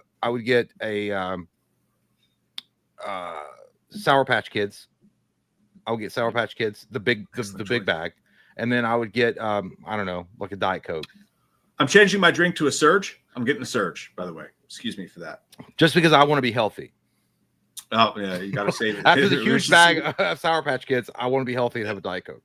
That's a really good point. And also, secondary game I'd rent was WCW Nitro on PlayStation. That shit was fucking fun. Oh, was WCW Monday Nitro? Was it Revenge that came out that year yeah, N64 was around then, right? N64 and that was Revenge. Yeah. I don't know. Then I don't know. Duke Nukem was fun on N64 too. We used to play the fuck out of that. GoldenEye. Yeah. Do you remember playing Duke Nukem at your house all the time on Nintendo 64? Yeah. Split screen. I know, and I hated it because I would be like trying to play the campaign, like let's play a split screen. I'm like, I'm playing the campaign, so you can like come on, dude. I was like, you can wait until I'm done finishing the campaign, and then we could play multiplayer split screen. I like the stadium. The stadium was my favorite place to fight. I have to go pee really quick and get another cerveza, but I'll be back. Enjoy Tinkle Time, my friend. You have earned it, and be well. Be fucked. Immortal says off work and on time for Wham. Going to be a great night. Hell yeah, dude. Work's over. It's the fucking weekend. Ladies and gentlemen, the weekend. Welcome to it. It's fucking awesome. Michael Parton says there's originally going to be a Joker and Harley Quinn movie. Jared Leto and Margot Robbie. God, I'm glad that didn't fucking happen. You got beef? Yeah, beef. Eric the Hess, thanks, buddy. He says Loomis. I'll let Loomis read that when I get back, Eric, you dirty little whore. The Violator says the trolls are back. Yeah, that dude was a fucking twat biscuit, wasn't he? That's fucking amazing. The best button on YouTube, by the way, is hide user from channel. Because these motherfuckers like say shit and they think they're cooking and like nobody can see it. And they don't even know. They don't even fucking know. It's so beautiful. Michael Parton says, what's wrong with being gay? What's right about being gay? Everything. Congratulations. It's a wonderful place to be, and we love you. The Violator says it's like that guy 2 years ago who paid $5 to send you a message like that. Dude, do you guys remember the dude who was like, let me draw a cat for you. I want to draw a cat for you. This guy did this viral YouTube video where like you could send him $10 to draw a shitty stick figure cat, but because his song was great, a bunch of people did it. He made like thousands of dollars. So I'm like, that's fucking awesome. That's the kind of shit that makes the internet amazing, you know? That's the kind of shit that makes the internet amazing. Lee, I see, has done an amazing, kind thing for us as he's wanted to do, and I'm gonna wait for Jay to get back for that. It was fucking, dude, you're the fucking best. Trader Neil, thank you, brother. Really appreciate that as well. I like your name and I like your face and I like the whole vibe you got going on here. He says, hey, Mike and Jay, me and my wife watched Weapons in 4DX last night, and 5 minutes in the smoke machine wouldn't turn off. The employees finally unplugged it, and Jay's back now. But damn, that was one foggy screen the rest of the movie, and it stank. I didn't know they did that shit. Did you know this, dude? The 4DX, my 4DX at our theater, it's just a little bit bigger of a seat, and it's annoying as fuck because every time something happens on the screen, it's like, and it just rumbles you uncomfortably. They got fucking smoke in those bitches, dude. What? Yeah. They got fucking dry ice in that shit. No, we got the fucking EBT 4DX fucking theaters then over here. Holy shit. There's no goddamn dry ice around us. Dude, I hope they returned the fucking $49 a ticket you probably had to pay for that holy shit smoke show.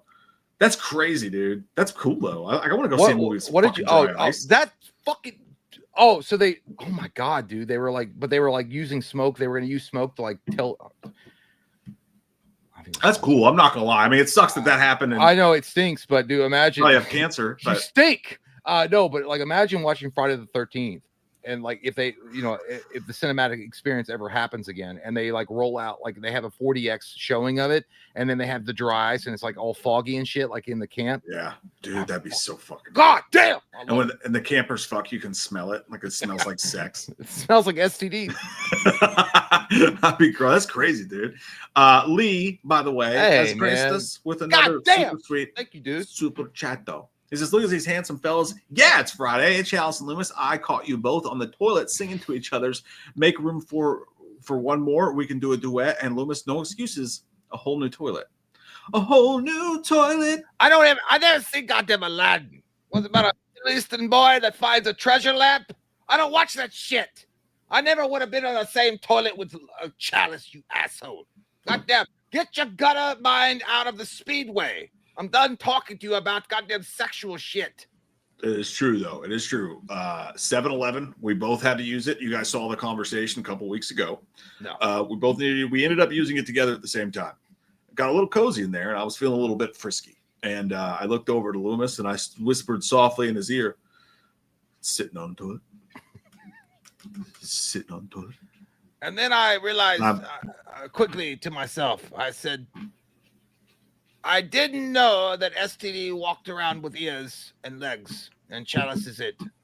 Disgusting. Like, we're looking for investors, maybe you. And then afterwards, we went out into the 7-Eleven. We shared a 40 and a hot dog. And what we did with the hot dog is we ate it like Lady and the Tramp when no one was looking. We each took one the only 40 dog that we shared was the possibility of you facing 40 years in prison. You goddamn goddamn amateur. That was the janitor Edgar. That I shared a hot dog with Lady and the Tramp style. Wonderful blowjob master. That guy is. He appreciated the PhD I had and gave me a PH blowjob. Yeah, the PH squeeze. The PH PP. It was good. He gave you the PH PP. It was good because afterwards there was a lot of sanitizer available in the gas station that I could rub on my blistered wiener. I gotta be honest. Hey man, I appreciate you, Lee. Love you, man. I gotta be honest, man. There's something about 7-Eleven bathrooms that are fucking scary, dude. Like they're like a horror movie when you walk in there. Not because they're not clean necessarily, because I mean sometimes they're really like they're awful. They look like a saw trap, but other times it's like there's something about it when you go into a 7-Eleven bathroom and it's just that one toilet in the corner and it's really sad and it's by itself. Like at least in the men's bathroom, and it's all quiet and you can hear the buzzing of the lights.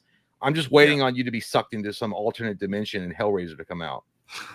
Something strange afoot at the circle. No, and it's even worse when you've been drinking and you go in there to go pee or something, and you're like, "This is it. It's like somebody's going to break that door in, and they're like, "I left my drugs behind the toilet," and you're going to be standing there and be like, "I didn't touch it," and they're going to shoot. I'm sorry, Dad. I don't know. By the way, you guys, as usual, are funny that we are. Fat Roller said, "PhD's nuts." The shithawk says, "Almost for nothing." The shithawk says.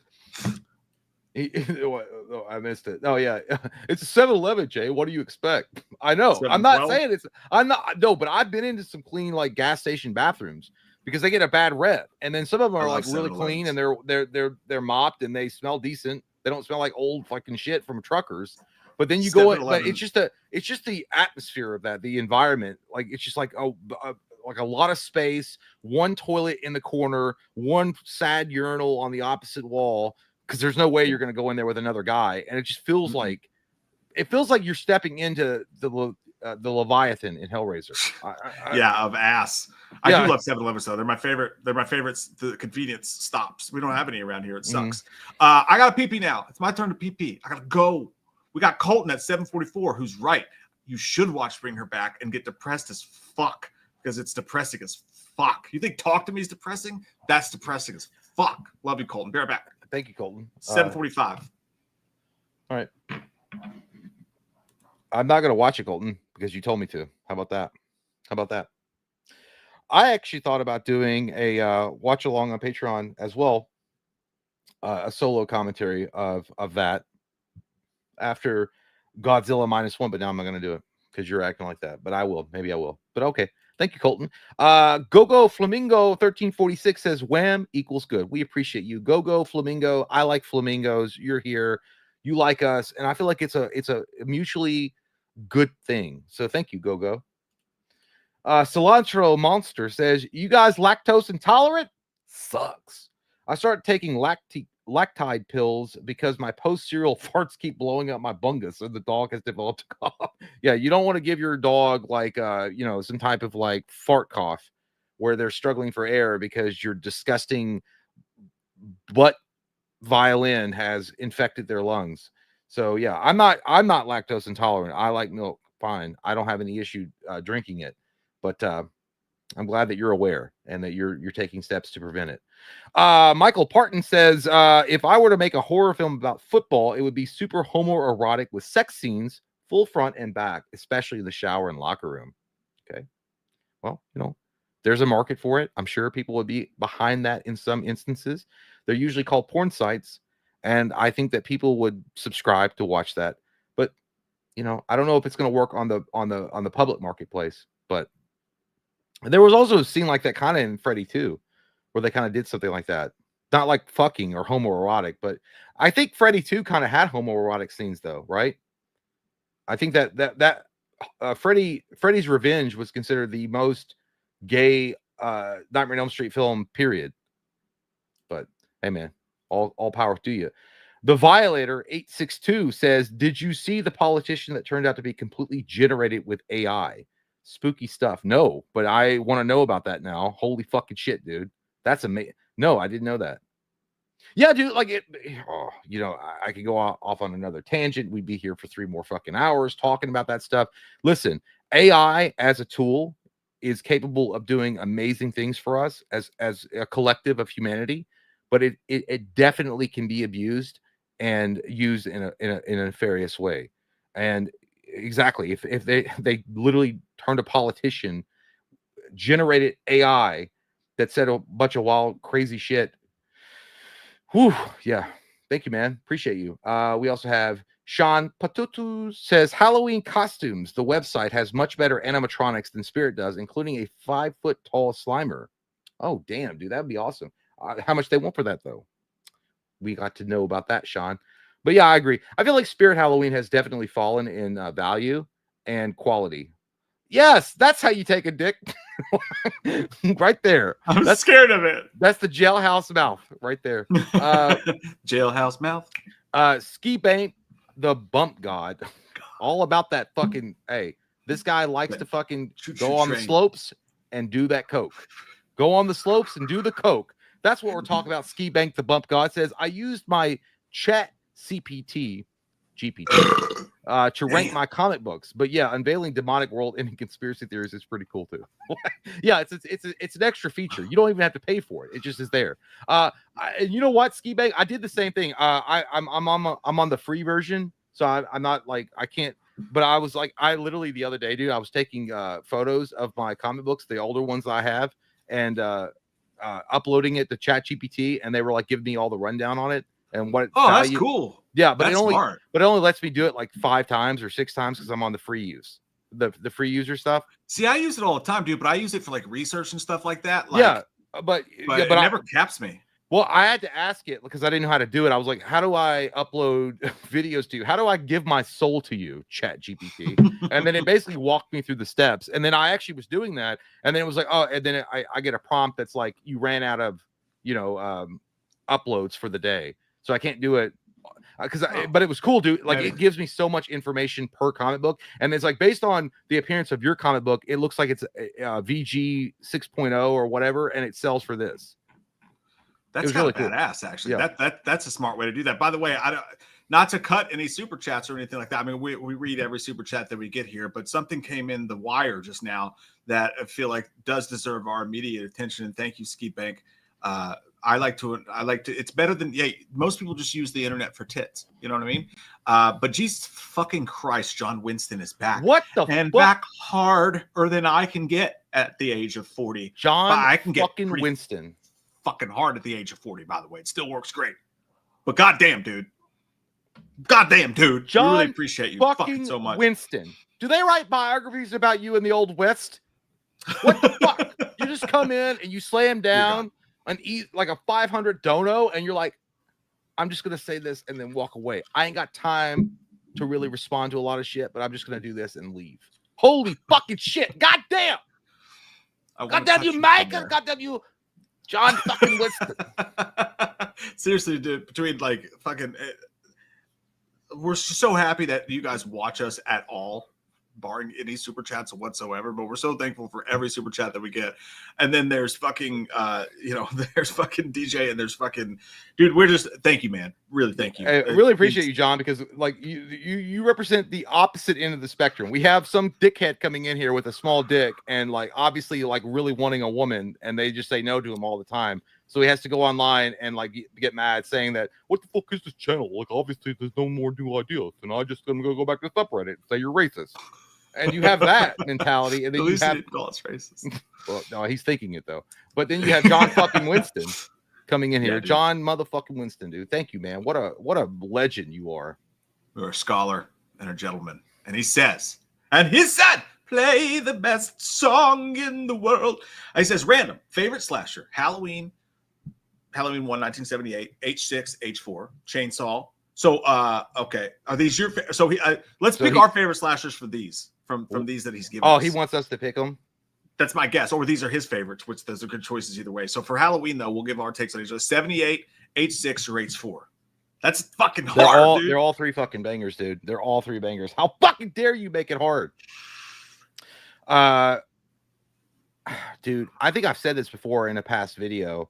I love 78. Halloween 1 is always a classic for various reasons and a variety of reasons. It set the world on fire. It redefined slashers in a lot of ways, even though people will argue that it just copied Black Christmas, I think. Lies, whores. I will say, though, man, if I had to, if on repeat, they're like, you got to watch this movie nonstop for the next 5 years, I'm picking H4. I am. Yeah. I'm gonna say the same thing. Now, if I had to delete one from history, Halloween is the one that stays because the original, it's the perfect. They did it perfectly, but because of the mask, you put that mask on H4 though, we got a different conversation. What you say here? No one wants to admit it, but H4 would be as good as Halloween 1 if it had that mask. I'm gonna say it. I'm gonna do it. But unless he's just saying, dick in. And if you're just saying your favorite 3 are 78, H6, and H4, that's a banger list, dude. Like. Honestly, that's exactly what you'd go for. If you're, if, in my opinion, a true Halloween fan would maybe not H6 because I know that that's a lot of controversy around Curse of Michael Myers and people don't like for us though. But yeah, for us, it's like up there, like in the top 5 those for would sure. Yeah, absolutely. But no, I'm gonna go H4 for rewatchability. Personally, it's my favorite. It's my favorite to watch. I think Halloween currently is a better film because of the mass situation, but H4 is a more rewatchable film. Chainsaw, we got the original 2003 remake and the beginning. I am definitely deleting the beginning. I am 74 still my favorite, but goddamn, do I love 03. Yeah, dude, 74 just hits different. Like even like watching it, dude, that movie has aged so well. 74 TCM that you could still watch it and be freaked out. I remember buying it on Blu-ray like years ago and watching it on a whim. I was like, well, I bought it on Blu-ray. I'm just gonna put it in and watch it. It fucking scared me, dude. It's one of those movies that still make you uncomfortable and sets a tone that's like truly unsettling when you watch it. But 03 is a high contender. With that, like to me, it's TCM 74 without a doubt, and then 03 is a close second behind it. Like I don't. Tomo said 74 is like a snuff film the cops found. You're so right, no, dude. Dude, I remember when I watched TCM 74, I'm like, is that shit real? When I was a kid, I was like, is that shit real? I was like, what the? I was like, am I watching Faces of Death? Like I thought that frightening. Yeah, because I mean, back then, before you had the access to the internet and you could just know things instantly, you just believe that shit. Like, oh my god, dude, they actually made a documentary about this fucking shit. Yeah, it's actually genuinely scary. As far as Friday goes, New Blood, great. Part 3, great. Final chapter. Jason Lives is usually the thing. I love New Blood, dude. New Blood in my shit. Final chapter is going to be the one I'm going to stick with there because it's always been that and Jason Lives for me. But damn, I do love New Blood as well. If they just done the fucking her dad storyline a little bit better, like where he didn't just pop out of the water at the end, which makes no fucking sense. I feel like it would have gone over a lot better. Yeah. And I love part 3, dude. Richard Brooker, those fucking traps. But yeah, I'm going final chapter. I love final chapter. It's the only time that I really got behind Corey. But I love part 3 is all right. I never really loved it as much as Mike, but part 3 is good. But New Blood to me is like, to me, when I see New Blood and the way that Jason looked and the way that he moved and Kane Hodder's unique mannerisms that he brought to that role, that is without a doubt Jason Voorhees. Like it set the precedent forever after that. Forever will you hold your peace. That's it. Like Kane Hodder redefine that character with New Blood because Jason Voorhees up to that point, they, you know, and all love to all the actors that have played Jason Voorhees up to that point had done a good job, but Kane Hodder made it a completely unique, you know, the breathing thing, the fucking badass, like he's like, I'm fucking fully on goddamn ripped from Gold's Gym. I got all that creatine. Like he's got all that, like that intimidation and that momentum about him. It's New Blood. And also the way he looked is to me pure pinnacle Jason. The chain around the neck, the ribs exposed, the ripped fucking suit, all that shit. And by the way, the most entertaining good guy of all of them, because she had fucking telekinesis. She could actually, like, I'm up here on this level with you, dog, and I don't respect you no more. You know what I mean? It was, yeah. That's great shit. And then finally with Nightmare, original part 2, New Nightmare, that is so close to perfect, dude. My personal favorite out of that list is 2. I'm just going to say it. My personal favorite to watch is 2. I love Freddy 2, Freddy's Revenge. That's what I'm going with. All of the originals, again, it's the one I wouldn't delete. But my personal favorite rewatchable is 2. I love it. Yeah, New Nightmare was great. I remember when it came out, it was a return to form from Wes Craven. I felt like Wes Craven was coming in like daddy's home, and he's got to save the fucking franchise because Freddy's Dead was such an abomination to fans and moviegoers alike. There, he's like, Dati must save, and he did. I feel like New Nightmare doesn't hold up well in certain aspects because you can watch it now and you're like, yeah, I can see where it doesn't look very good, and there's some plot lines in it. You're like, it is what it is, but I feel like Wes Craven brought his uniqueness to it because in New Nightmare, it's like he tried to be like, I'm going to be like Scream, right? He wanted to make it meta, and he did a great job of doing it. And I was like, that's the only way I think to save that franchise with what he did with New Nightmare. But personally, my favorite, I'm going to go with Mike 2. Part 2 is my favorite, even over the original. And I love the fucking like the competitiveness of Wes Craven and the guy that directed part 2, because the guy that directed part 2 was like, nah, dude, I'm gonna do my own shit. Part 1 wasn't that good. You overrated, dog. You overrated a little bit on the court. Ballsy. Yeah, and he was like, I I got them and one shoes and jersey shorts. I'm gonna fucking dunk on your shit, and he did. Overall, Wes Craven did win that argument, but goddamn, do we respect the try? I loved Nightmare 2, and you know, when I was a kid, I even watched it. I was like, I don't know what the, because it was such a different movie, right? When you watch Nightmare 2, you're like, this is so different than the original flavor. Yeah, I love it, dude. I love it for that. Yeah. It makes up its own fucking rules, you know, and that's so fucking amazing. But seriously, dude, between Lee and you and all you guys here, can't tell you how much we really do appreciate it. It means the world to us. Great fucking question, by the way. Not just the amount. It was a great fucking question, and I hope you're happy, dude. We're happier now. Fucking happier now hanging out with you guys. John motherfucking Winston. Thank you, man. In the fucking house. God damn it. You fucking take it and you like it. You understand me? Before we answered that question, Eric had a question for Dr. Loomis. Eric says, Loomis, I'll make love to you like you want me to, and I will not let go till you tell me to. It's awful. And I only did that to showcase your own sick mind. You need to get a woman. And Lauren Rivera is taken. Love you guys in the women's. Thank you, man. Appreciate you, dude. Appreciate you, Eric. Let me see where we okay. Here we Boys to men. we got a happy Wham Fam update from Tommy, whose boss gave him a promotion today. Hey, oh yeah, dude. Didn't ask for it, but she loves having her there because I'm her favorite. I swear she wants it raw on the inside to 11-14. God damn it. He got us again, JT Owsley. Oh my God, dude. I just saw you in the chat. Did you change your name again? Holy fucking CIA. Change his name. That's how he God snuck in. damn, you super secret Sick spy fuck. agent from Mad Magazine. Holy shit, man. Morose motherfucker, you. Pervert. What a pervert. That's how you suck your way to the middle. I love it. Take CBD gummies. It's better than smoking weed. Listen, my buddy, my friend, gave me some weed gummies, and I ate them for a little while, and they helped me sleep at night. But then they raised my blood pressure. I had to stop taking them. So weed always fucks with me in some weird way. I want to enjoy it. I want to partake in the flower of the goddess, but I can't because it always just fucks with me in some weird way. I want to be like you. I don't want to have 12 beers. I want to just be able to puff a little THC, but it won't let me have it. Dude. I get confused. Like, this is not hair, bro. This is not hair, bro. Gummy bears. What the fuck is that? Yeah, dude, I can't do that. Like that shit. It's like feeding like kryptonite juice to Superman. It just would not do well. It would not do well in the end. Okay, I can't do that. Haley's daddy's here. Hey, Haley's daddy. Fucking daddy. I don't know what I'm doing right now, but we appreciate that. Howdy, sexy boys. Just saw that both the original Urban Legend films are finally on Amazon and was wondering what it would take for a back-to-back commentary. And Mike, before you ask, I'm still open. Her butt? No. Whatever it takes. Whatever it takes. Whatever it takes. I would love to do that, actually. Those are both fucking fun-ass movies. And when's the last time you watched Urban Legends? I hate Urban Legends, dude, but I'd watch it for you. I'd watch if we were like we got to re-review or not re-review, we got to re-commentate on House of Wax.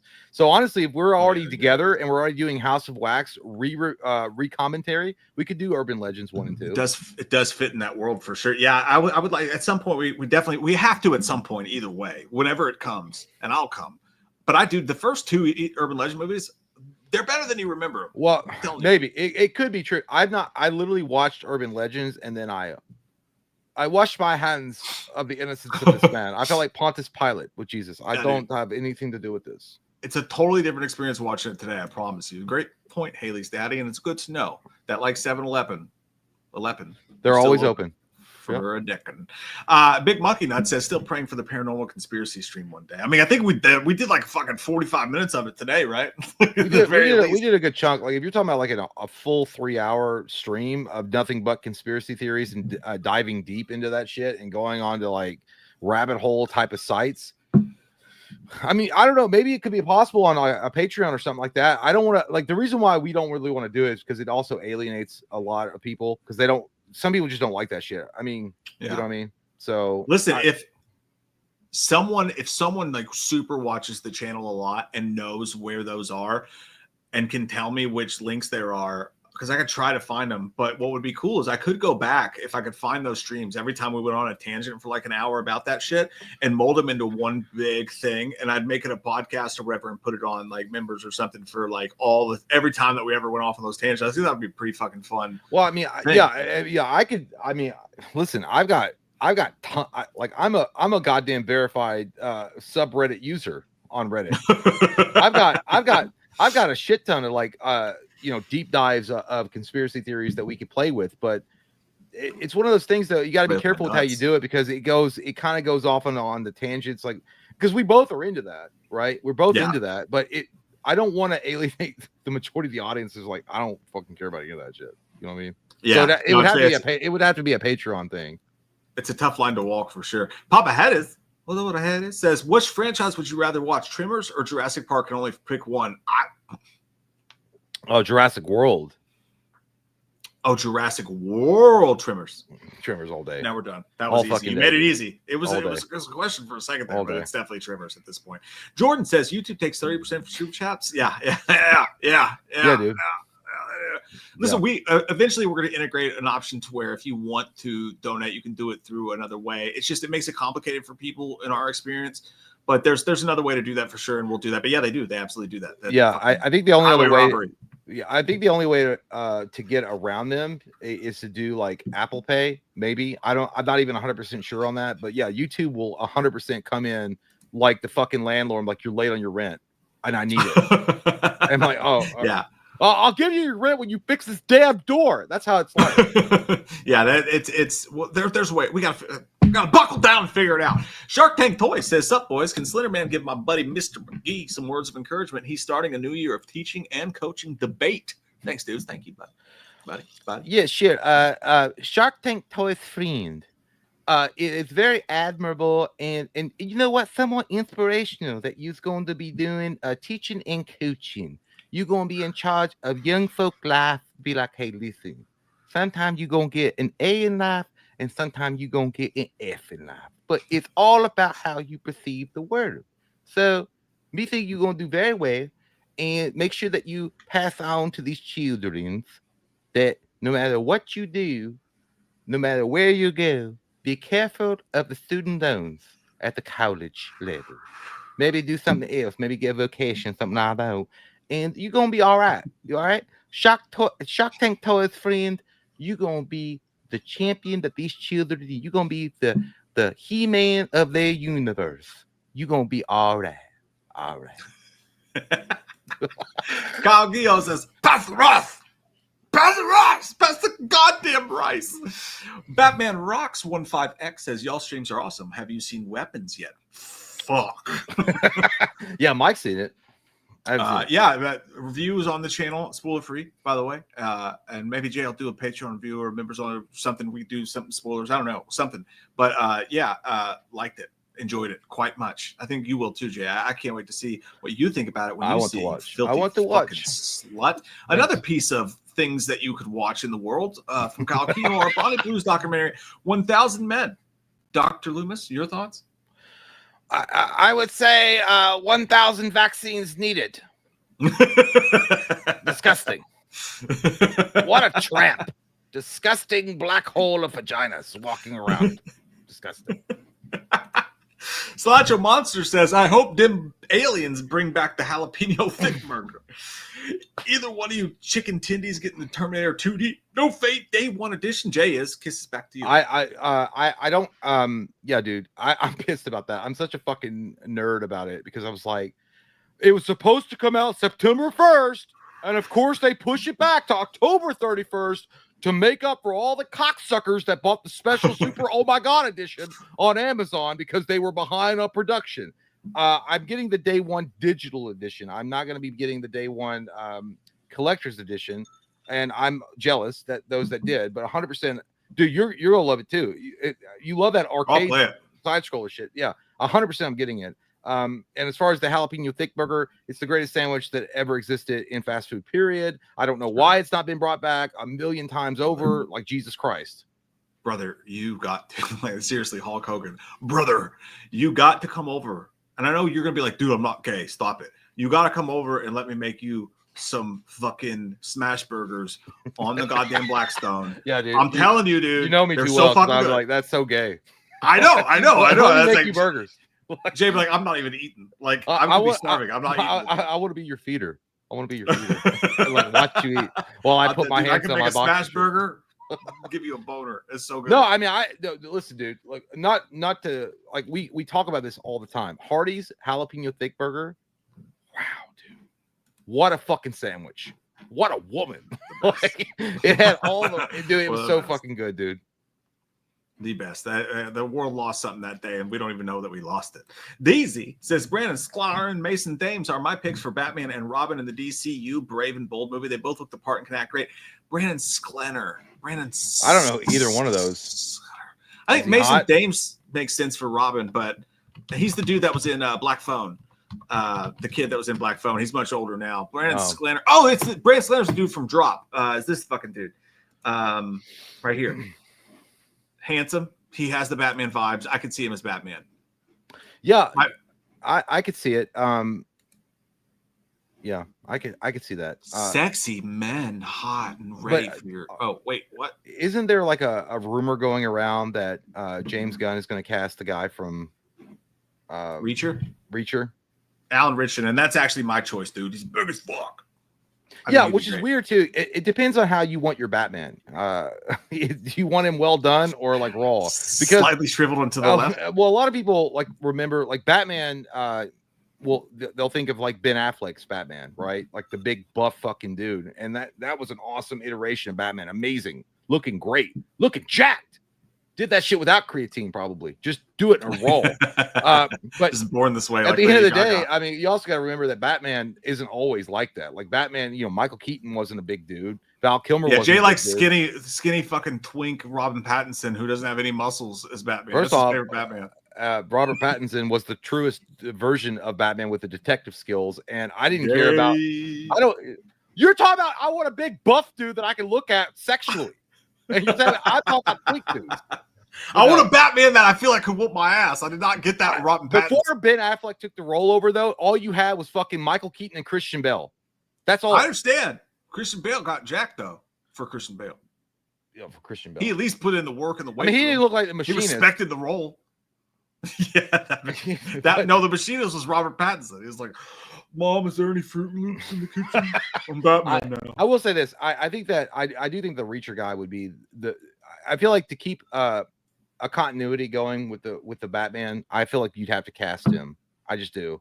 I feel like at this point it would be kind of counterproductive to go back to more of a lithe type of Batman, like a more of a slender figure versus like a bigger buffer dude. I don't know who Mason Thames is though. Like I don't know who that is.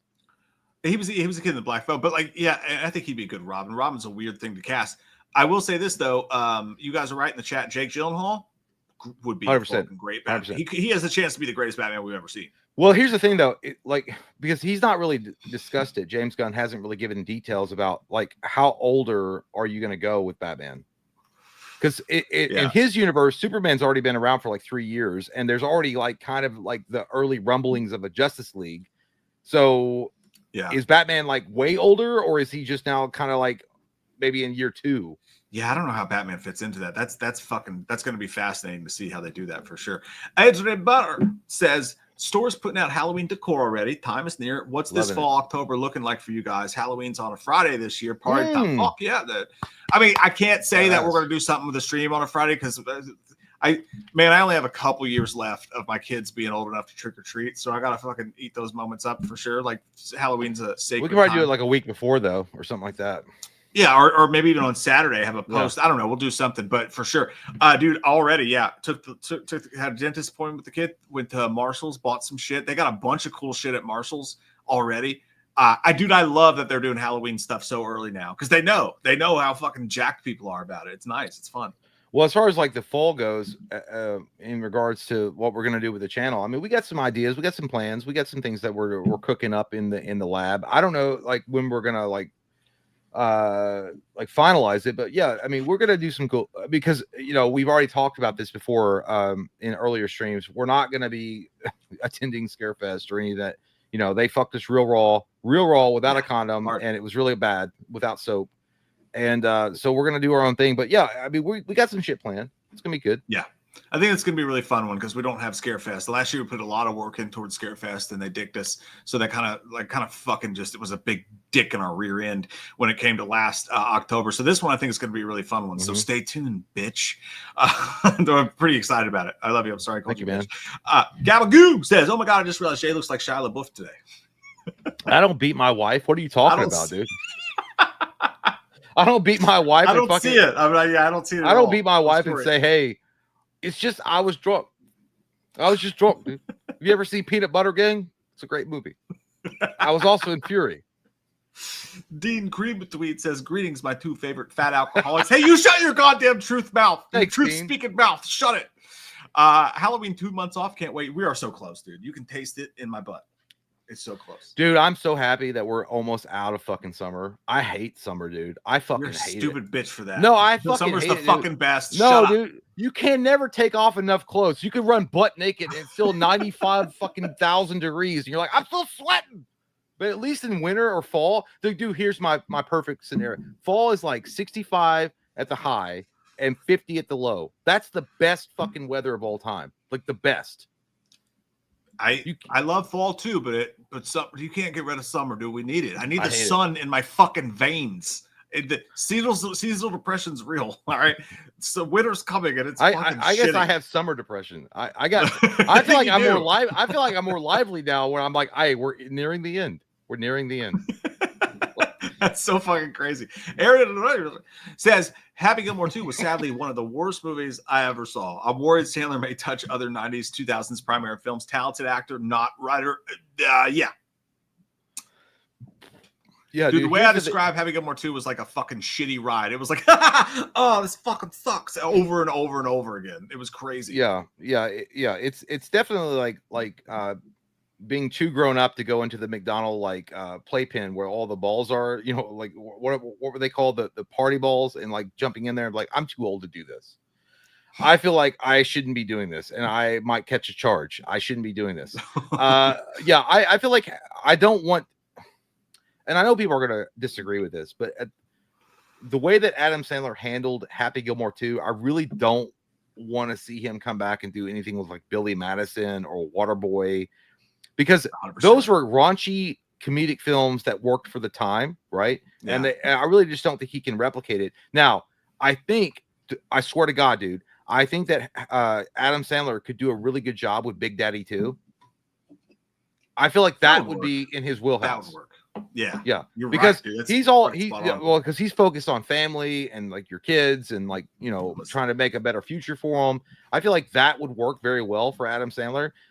Possibly even Wedding Singer, but I just don't see any kind of future where I want to see Adam Sandler tackle, you know, his past hits again in a sequel for him.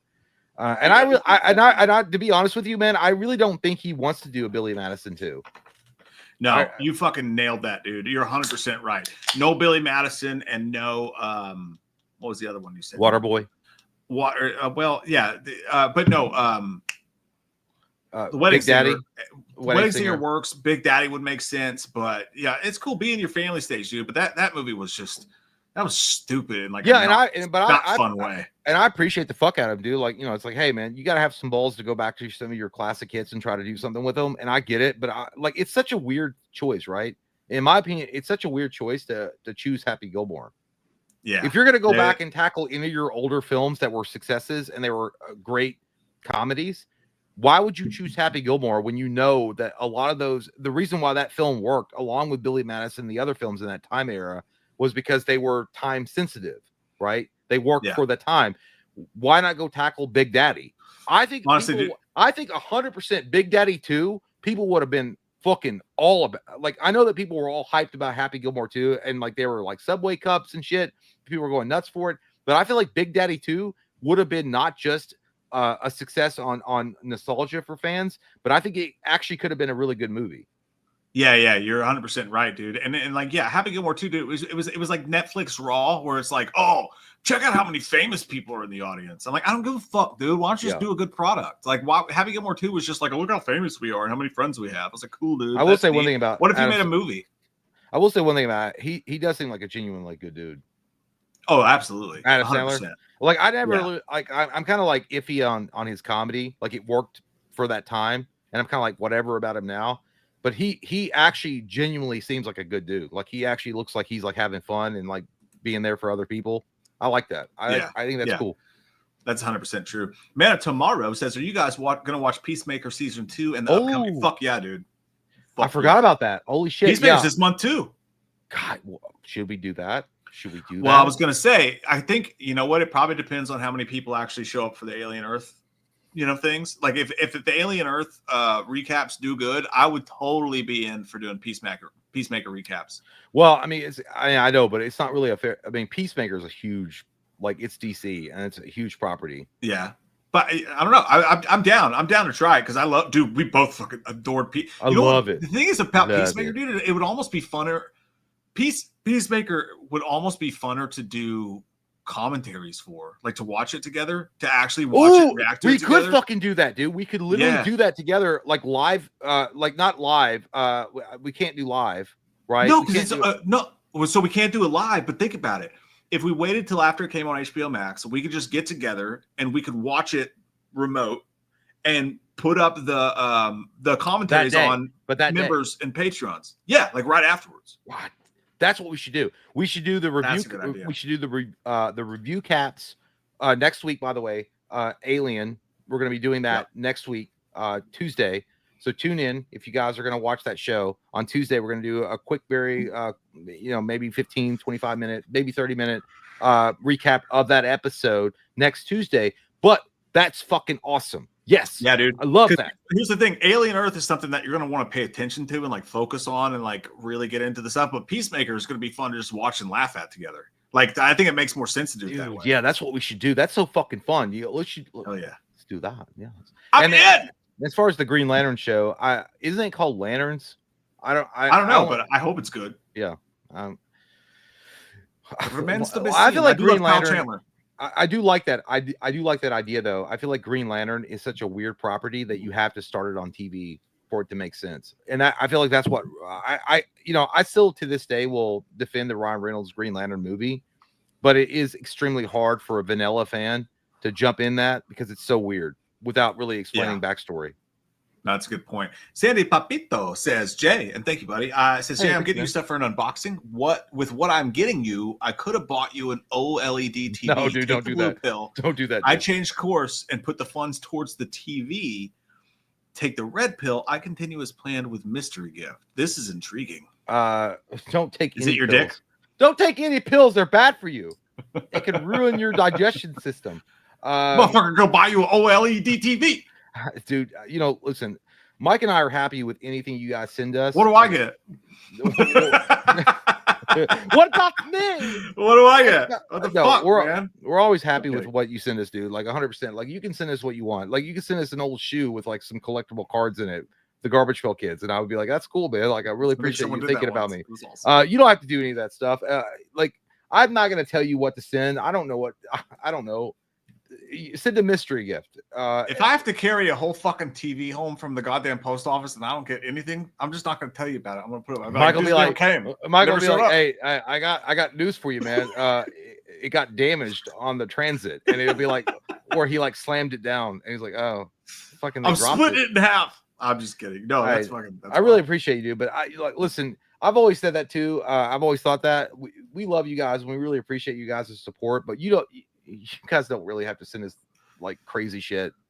We're just we get a letter from you guys, and it really does touch our heart. And we're really happy to hear from you guys, like even in that sense. So speaking for yourself, I would love to have all of your dirty underwear just sent to my PO box. Like, just stop. Don't do that. I'm just kidding. Some motherfucker will do that. Don't do it. I take my kids to that post office, you sluts. But thank you, Sandy. Yeah, thanks, dude. Third man, Nate925 says Packers outlook this year. Go. He said, "Go shitty team." April, love you then. It's questionable, dude. Like, yeah, they really. I'm enjoying playing with him on Madden, but they really needed a fucking rusher, and the cornerback is fucking. The secondary is super questionable right now, and the receiver thing is Matthew Golden if he's great as a rookie. But I believe in our coach, and I think that a Super Bowl is possible. But we could also fucking go 9-7. I don't know. Papa Eddie says, "Can Dr. Loomis sing Bodies by Drowning Pool?" Something wrong with me, huh? Something wrong with me, huh? Something's got to give. Oh, something's got to give. Oh. Let that bodies hit that floor. Michael, go and kill yourself. I don't know. F being out with Tiffany F. Thank you, Tiffany. Says the dumb super chat joke I made before was a reference to weapons for one scene where MCU characters interacted. Oh my god, we're so stupid. I didn't even think about that. I haven't seen the movie. I haven't seen the movie. Oh, that's on me. I totally fucking missed that. Thanos and shot, and then Wong interrupted. Fucking, you're absolutely right. I'm so sorry I missed that, Tiffany. I'm sorry, I true. hadn't seen it, so I don't know. Sorry. But by the way, Benedict Wong is so fucking good in that movie. He's got a small role. He's a great actor. He's great. A great actor. Yeah. He's like, what's the Wi-Fi pass? He did. The first time I ever saw that dude, he did like a Genghis Khan show on Netflix. I can't remember what it was called. I love that show though. It was Marco Polo. It's fucking awesome. I think it was Netflix. It was awesome. I never heard of that shit, man. I never heard of that shit. Well, I'm a buff of history. I like it. You're a buff of dick. Adrian says, y'all think we get a Scream 7 trailer this October? Yes, I do. I hope it dies. Jay, shut up. They're not doing it that way anymore. They got rid of the kids and they're going back to the old ways. It's going to be great. Get on the fucking hype train, you piece of fucking gay shit. I hope it's great. I hope there's nothing wrong with being gay, but you're a piece of gay shit. Hey, why don't you just restart it at this point? Just restart it. Just do that. Oh, that's a perfect cap on the night, ladies and gentlemen, right there. I don't think it gets any better than. There's been a great fucking night, dude. This was a fun ass stream. It was amazing. I had a great time. Holy shit. We did aliens. We did evil Christian chat GPT. We did fucking movie news, and you guys were super kind to us and awesome. So fuck yeah, that was a great Friday night, guys. Thanks for making our Friday night better. Thank you, guys. Hope we did the same for you, and we'll be like live next week for the recaps of Alien. Yeah, I guess that's the next thing, right? Tuesday night, Alien recap. Watch the show when it comes out, and then join us here afterwards. That's gonna be, guys. Please do that. That's gonna be. I know it's asking a lot. There's 252 of you all in here, but dude, please, those that like Alien or just like thriller horror shows, just tune in next Tuesday and watch it. And because that guy said like we don't have any new ideas. We don't have any new ideas, so like we need that to be good. Because like we don't have any good ideas. We need the attention. That's the thing. Yeah. Yeah. Come hang on Tuesday after Alien Earth's over, guys. We love your fucking faces. Good night. See you guys. From my butthole.